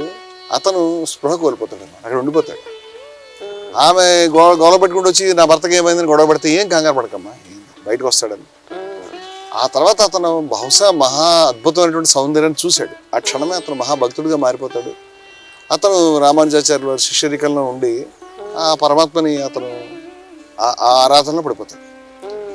అయితే ఇక్కడ మనం అర్థం చేసుకోవాలి, దీన్ని యథాతథంగా తీసుకోకూడదు. మనం తీసుకోవాల్సిన విషయం ఏంటంటే, ఈ కళ్ళు, ఈ వ్యక్తి ఇది కాదు, ఇది ప్రాపంచికమైనటువంటి టేస్ట్ అనమాట. నా పిల్లలు దీన్ని మించింది ఉందా? ఉంది. ఏముందంటే జీవన సాఫల్యమైనటువంటి అద్భుతమైనటువంటి ఏకత్వ భావన, జీవన సాఫల్యం, బ్రహ్మం, సాక్షాత్కారం, లక్ష్యం, ఎన్లైటర్మెంట్, లేకపోతే జ్ఞానోదయం, ఏదైనా పేరు పెట్టి ఉంది దీనికి. అది ఉంది నీ లైఫ్లో మోస్ట్. దాన్ని మించింది ఇంకేది లేదు. ఏది తెలుసుకుంటే మొత్తం తెలుసుకోగలుగుతావు. ఉపనిషత్తు చాలా గొప్ప. ఏది తెలుసుకుంటే ఏది అనుభూతిలోకి వస్తే సమస్తం అనుభూతిలోకి వస్తుందో, ఏది నువ్వు తెలుసుకోలేకపోతే మహతీ వినష్టి సర్వనాశనం మిగులుతుందో అటువంటి ఒక లక్ష్యం ఉన్నది అని అవి ఉద్ఘోషిస్తూ ఉన్నాయి. ఇప్పుడు మొత్తం మతవాదే సబ్జెక్ట్ చెప్తా ఉంటే ఆధ్యాత్మికవాదులు దీన్ని ఎందుకు పక్కన పెట్టారు? ఆధ్యాత్మికవాదులు ఈ యొక్క వైరాగ్య భావనని పక్కన పెట్టి దాని గురించి ఏమి చెప్పకుండా నువ్వు తరించు ఈ కుటుంబంలోనే చక్రంలోనే తిరుగు అనేటువంటి విషయాన్ని చెప్తున్నారు, కానీ దాని నుంచి బయట పెట్టట్లేదు. ఈ ధనుర్దాస్ కథలో మన సింబాలిక్గా మనకు అర్థమవుతున్న విషయం ఏంటంటే ఒక పరమమైనటువంటి అద్భుతమైనటువంటి లక్ష్యం వైపుకి ఇతను అటువైపు మరలిన తర్వాత దాంట్లో సాఫల్యాన్ని అందుకుంటాడు. ఎంతగా అందుకుంటాడంటే తర్వాత కథ కంటిన్యూ అవుతుంది. దాంట్లో ఇతని బయట నుంచి వచ్చాడు, ఎవరో ఆవిడకి గొడుగు పడుతుంటే గురువు గారు చూసి కన్ఫ్యూజ్ అయిపోయి ఈయన చేర్చుకున్నాడు, ఇక మనం అంతా పనికిరాని ఈయన ఇప్పుడు మొదలు పెట్టాడు అని ఆయన పట్ల ఒక హేళన ఎక్కడన్నా క్యాంప్లో కొత్త వస్తే ఉంటుంది కదా. ఉన్నప్పుడు అది రామానుజాచార్య వారికి తెలుసు ఆయనకి జరుగుతోంది ఇది విషయం అని. ఆయన ఏం చేస్తాడు, ఆ ధనుర్దాస్ దగ్గర వాళ్ళ ఇంట్లోకి వెళ్ళి అతని యొక్క ఇంట్లో ఆ భార్యకి వాళ్ళు సడన్గా ఎక్కడి నుంచి వచ్చారు కదా, కొంత సంపదలు ఆభరణాలు అవన్నీ ఉన్నాయి, అవి దోచడానికి ప్రయత్నం చేయమని చెప్తాడు. గురువుగారు మాట పట్టుకుని వీళ్ళు వెళ్తారు. వీళ్ళు వెళ్ళి ఆ దోచుకోవడానికి ఆ ఇంట్లోకి వెళ్ళి ఆ ఇంటి కిటికీ తలుపులు దొంగ ఇప్పుడు తలుపులోంచి రాడుగా, అర్ధరాత్రి కిటికీలోంచి వస్తాడు. ఆ కిటికీలోంచి వస్తుంటే వీళ్ళు భార్య భర్త పడుకుని ఉన్నారు. ఏమండి ఎవరో చప్పుడవుతోంది, ఎవరో దొంగలు వచ్చినట్టున్నారండి. అయ్యయ్యో మన స్వాములండి, వాళ్ళే కనిపిస్తున్నారు నాకని చెప్తుంది ఆవిడ. ఈయన బాధపడతాడు, అంటే మన దగ్గర ఏదో ఉందనే వాళ్ళు వచ్చారు కదా, మన దగ్గర ఉంచుకున్నాం కదా, పాపం కదా, దాని గురించే కదా వాళ్ళ మనసు చాంచల్యంలో పడిపోయింది కదా. అందుచేత ఆ భార్యకి చెప్తాడు, నువ్వు నీ యొక్క నగలన్నీ కూడా మూట కట్టి, వాళ్ళు మళ్ళీ వెతుక్కోవడం అంత వేస్ట్, కొంచెం వాళ్ళకి కనిపించేలా అలా పడేయని చెప్తాడు. భర్త చెప్పిందని వీడు పాటించి వెంటనే తీసేసి మూట కట్టేసి అలా పడేస్తుంది. వాళ్ళు చూసి మూట వచ్చి పడింది. దొంగతనం చేయమని దొంగతనానికి మొత్తం నగలంతా వచ్చి పడిపోయాయి. అవి తీసుకుని వచ్చి గురువుగారికి చెప్తారు. అంటే దాని మీద ఆయనకేమి ఆ కాంక్షను వెర్రి లేదు. ఇప్పుడేం చెప్తాడంటే ఆయన విమర్శిస్తున్నారు కదా, వాళ్ళ దగ్గర రండి, వాళ్ళ దగ్గరికి వచ్చి ఇదిగో ఈ మఠంలో ఈ సన్యాసులంతా ఉన్నారు, వీళ్ళ దగ్గర ఏమిటాయి బూడిదే గోచీలు పెట్టుకుని ఆ గోచీలన్నీ ఆరేసుకున్నారు ఎండకి, ఈ ముళ్ళు తీసుకుని ఈ గోచీలకి కొంచెం చించిరా అని చెప్తాడు. గురువు గారు చెప్పారు కాబట్టి ఆయన ఏం చెప్పినా శిష్యుడు ఏం చేస్తాడంటే నమ్మకస్తుడైన శిష్యుడు ఈ గోచీలు చించి వస్తాడు. కొంచెం మనం అలా ఆ పక్క వెళ్ళి 4 అడుగులు వేసి వద్దామని చెప్తాడు. గురుగారు ఎందుకు చెప్పారని ఈయన కూడా ఫాలో అవుతాడు. వీళ్ళిద్దరూ వెళ్ళి కాసేపు అలా సరదాగా సాయంత్రం పూట అలా తిరిగి వెనక్కి వచ్చేసరికి ఆశ్చర్యం, ఈ మఠంలో ఈ మొత్తం స్వాములు సర్వసంగ పరిత్యాగులు గోచీలు తిరిగాయని జుట్లు సిగబట్లు పట్టి కొట్టుకుని చచ్చిపోతుంటారు ఒకటి. అంతకుముందు ధనుర్దాసు నగలే అలా వదిలేశాడు, ఆయన లెవెల్కి వెళ్ళిపోయాడు. ఏది సౌందర్యం అంటే వేషం వేసుకున్నంత మాత్రాన అంతా కూడా కరెక్ట్ అయిపోయిందని కాదు అర్థం. వేషం వేసుకున్నా సరే యాక్చువల్గా నీ మనసులో కోరికలన్నీ పోయినాయా, కీర్తికాంక్షో లేకపోతే మరో కాంక్షో లేకపోతే పేరు రావాలనే కాంక్షో లేకపోతే మరేదో సాధించుకోవాలనే కాంక్షో నాకు భక్తులు సంపాదించాలనే కాంక్ష, ఇవన్నీ కాంక్షలే. అన్ని కోరికలు కూడా దరిద్రాలన్నీ కూడా చివరికి ఒక దగ్గరికి తీసుకెడతాయి. ఇప్పుడు ఈ సృష్టిలో ఈ ఏకత్వ భావనని అందుకోవడం అందించడం ఎలాగా అనేటువంటి తాపత్రయంలో మతాలన్నీ కూడా ఈ ఒకే బిందువు నుంచి తయారు చేసామరా బాబు మనుషులందరినీ అని ఖురాన్లో రాసినా కూడా, పొరుగువాడిని ప్రేమించి అందరూ కూడా ఆదామోవ సంతానమైన క్రైస్తవులు చెప్పినా, ఈశావాస్య మతోసరమైన హిందువులు చెప్పినా, ఏది చెప్పినా కూడా ఒకటే సబ్జెక్ట్, నిన్ను పక్కవాడిని ఈ బంధనాలు తీసేసి నిన్ను అక్కడ దాకా అందించాలి, అక్కడికి తీసుకెళ్ళాలి అనేటువంటి తాపత్రయంలోనే వాళ్ళు చేసుకుంటూ వచ్చారు. అయితే దాన్ని అందుకోవడంలో మనం వెనకబడుతున్నాం. జై భారత్ మాత్రం ఈ సబ్జెక్ట్ని పర్ఫెక్ట్గా క్యాచ్ చేసి వైరాగ్యం విప్లవం 2 అంచులుగా కలిగిన ఖడ్గానికి మనం చెప్పడం, కానీ కుటుంబమే కాదు, కుటుంబం యొక్క పేరు ప్రతిష్టలు దానికి సంబంధించిన పిచ్చిలోనూ ఉన్నావా, మా వాళ్ళు ఇంత అసలు మా సంగతి మీకు తెలియదు మా ఇంట్లో అని ప్రవేశిస్తా ఉన్నావా, ఇది రాంగ్ సిగ్నల్. అయితే చాలా మంది వాళ్ళు మేము పెళ్లి చేసుకుని పిల్లలు కండము లేకపోతే అది వాళ్ళని సెటిల్ చేయడం అదే జీవన సాఫల్యం అని అనుకుంటారు. అయితే మాకు అదే జీవన సాఫల్యం అంతే. మీరు చెప్పారు జీవన సాఫల్యం అనే వర్డ్ గానీ ఆ కాన్సెప్ట్ గానీ మైండ్ లో ఎవరికి లేదు, ఇదే జీవితం అనుకుంటారు. అదే జీవితం, ఇంకా కరెక్ట్ గా చెప్తే అదే జీవితం అనుకుంటారంటే కరెక్ట్ గా ఉంటుంది. ఇందాక మీరు అన్నారు కదా మహతి వినష్టి అని, నా మాట కాదు, అది ఉపనిషత్తు మాట, గీత మాట ఉపనిషత్తు మాట, లేకపోతే మత గ్రంథాలు ప్రాచీన సంప్రదాయాలు అన్నిటి మాట కూడా అదే. అదే. మహానాశనం జీవన సాఫల్యం లేకపోతే నువ్వు జీవిత పరమార్థాన్ని అర్థం చేసుకోకపోతే అది వినరు, అది వినకుండా ఈ ప్రాపంచిక వినరు కాదు అసలు లేదు. అనేవి వాళ్ళకి ఎవరు చెప్పేవాళ్ళు లేరు, ఆలోచించేవాళ్ళు లేరు. నాకు తెలిసి జయభారత్ అంటే ఈ కాన్సెప్ట్స్ మీద మాట్లాడుతున్న వాళ్ళు ఆశ్చర్యం ఏంటంటే ఆధ్యాత్మిక ప్రపంచంలో కానీ ఈ వైపు కానీ ఎక్కడ లేదు. ఒక నిమిషం ఇవాళ మనం కూర్చొని మాట్లాడుకునే సబ్జెక్ట్ అంతా కూడా సమరైజ్ చేసుకున్నాం. మనం ఇప్పటిదాకా ఏం మాట్లాడుకున్నాం, మనం మాట్లాడుకున్న విషయాలు క్లుప్తంగా ఇవి ఏమిటంటే కుటుంబం అనేది దాని పట్ల మనిషికి బంధము, అది దాని పట్ల ప్రేమ బాధ్యత రెండు ఉండాలి. అది కేవలం ఒక బంధం, అది జీవితంలో ఒక చిన్న భాగం, అది జీవిత పరమావధి కాదు, అంతవరకు చూడాలి. అది జీవిత పరమావధి కాదు, జీవిత పరమార్థం కాదు, జీవిత సాఫల్యానికి అది మార్గం కాదు. అంతకు దాటి చూడాల్సినటువంటి అవసరం ఉంది అనేది మన ఎసెన్స్. దాన్నే అంతకు దాటి నువ్వు వెళ్ళాలి, ఆలోచించాలని చెప్పడాన్ని వైరాగ్యం అనే మాటలు మనం సూచిస్తున్నాం. దాన్ని వైరాగ్యము నువ్వు జీవన సాఫల్యం గురించి మాట్లాడడానికి విప్లవము, ఈ రెండు కలిపి వైరాగ్యం విప్లవం రెండు అంచులుగా కలిగిన కత్తి అని ఒక కథిన్యాసి భావాన్ని మనం ముందు పెట్టాం. ఇది మనకి సంప్రదాయాలన్నింటిలో కూడా మనం ఇందాక ఇంకో మాట అనుకున్నాం, ఎట్లా హౌ టు ప్రాక్టీస్ అని. నీ కుటుంబాన్ని దాటి నీ దృష్టిని, ఫోకస్ ని, ఆలోచనని, నీ యొక్క ఎమోషన్స్ ని, నీ యొక్క భావోద్వేగాల్ని దాటి ఆ పరిధిని పెంచుకుంటూ వెళ్ళాలనేది మనం ఒక ప్రాక్టికల్ ఒక మెథడ్ కింద. ఇప్పుడు మనకి మహాప్రస్థానం అంటే తెలుసు కదా ఏమిటి, మహాప్రస్థానం శ్రీశ్రీ గారి పుస్తకం పేరు. కానీ మహాప్రస్థానం అంటే ఆ మాట మహాభారతంలో. మహాప్రస్థానం అంటే జీవించి ఉండగానే స్వర్గానికి వీళ్ళు వెళ్తారు. ఎవరు? ధర్మరాజు, పాండవులు, ద్రౌపది, వీళ్ళంతా బయలుదేరుతారు. కానీ అందరూ వెళ్ళలేరు, ఒకళ్ళ తర్వాత ఒకళ్ళు పడిపోతూ ఉంటారు. చెట్టు చివరి ధర్మరాజు ఒకడు వెళ్తాడు. ఆయన మన జీవన్ముక్తి అంటాం కదా, జీవించి ఉండగా అంటే పౌరాణిక గాథ కాబట్టి స్వర్గం వచ్చింది డైరెక్ట్ గా. అక్కడ అది కాదు కామెడీ.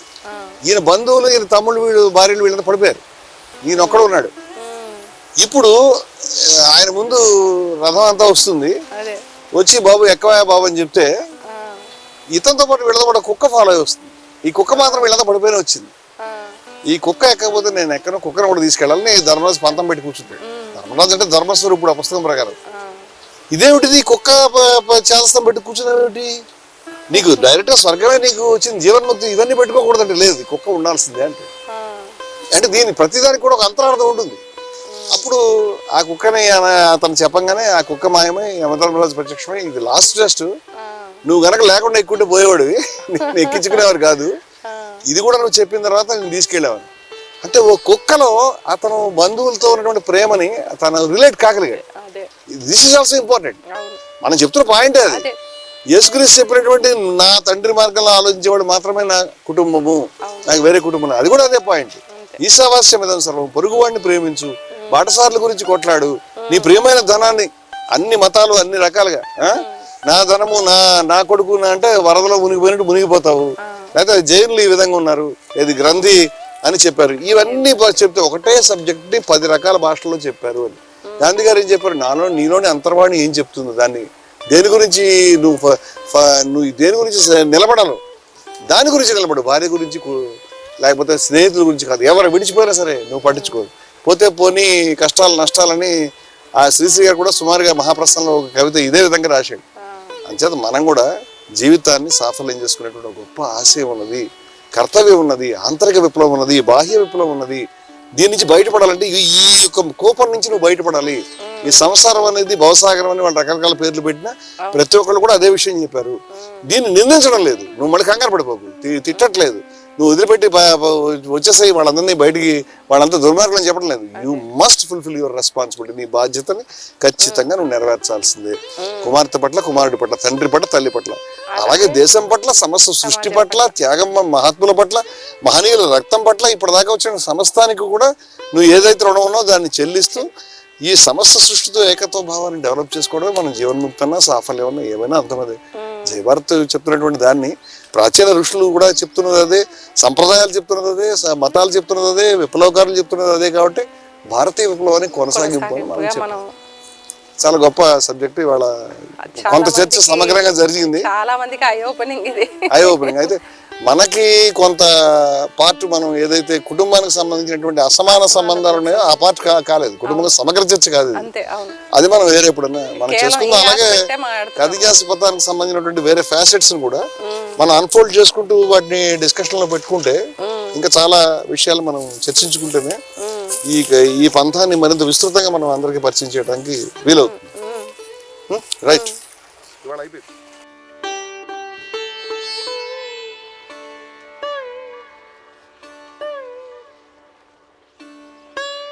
ఇది సముద్రంలో అంత సబ్జెక్ట్ మనం ఎంత మాట్లాడుకున్నా సరే ఇక అంతు పొంతు లేకుండా అది వెళ్తూనే ఉంటుంది. మొదలుపెట్టాం, దాన్ని తీసుకుని ముందుకు వెళ్ళటమే.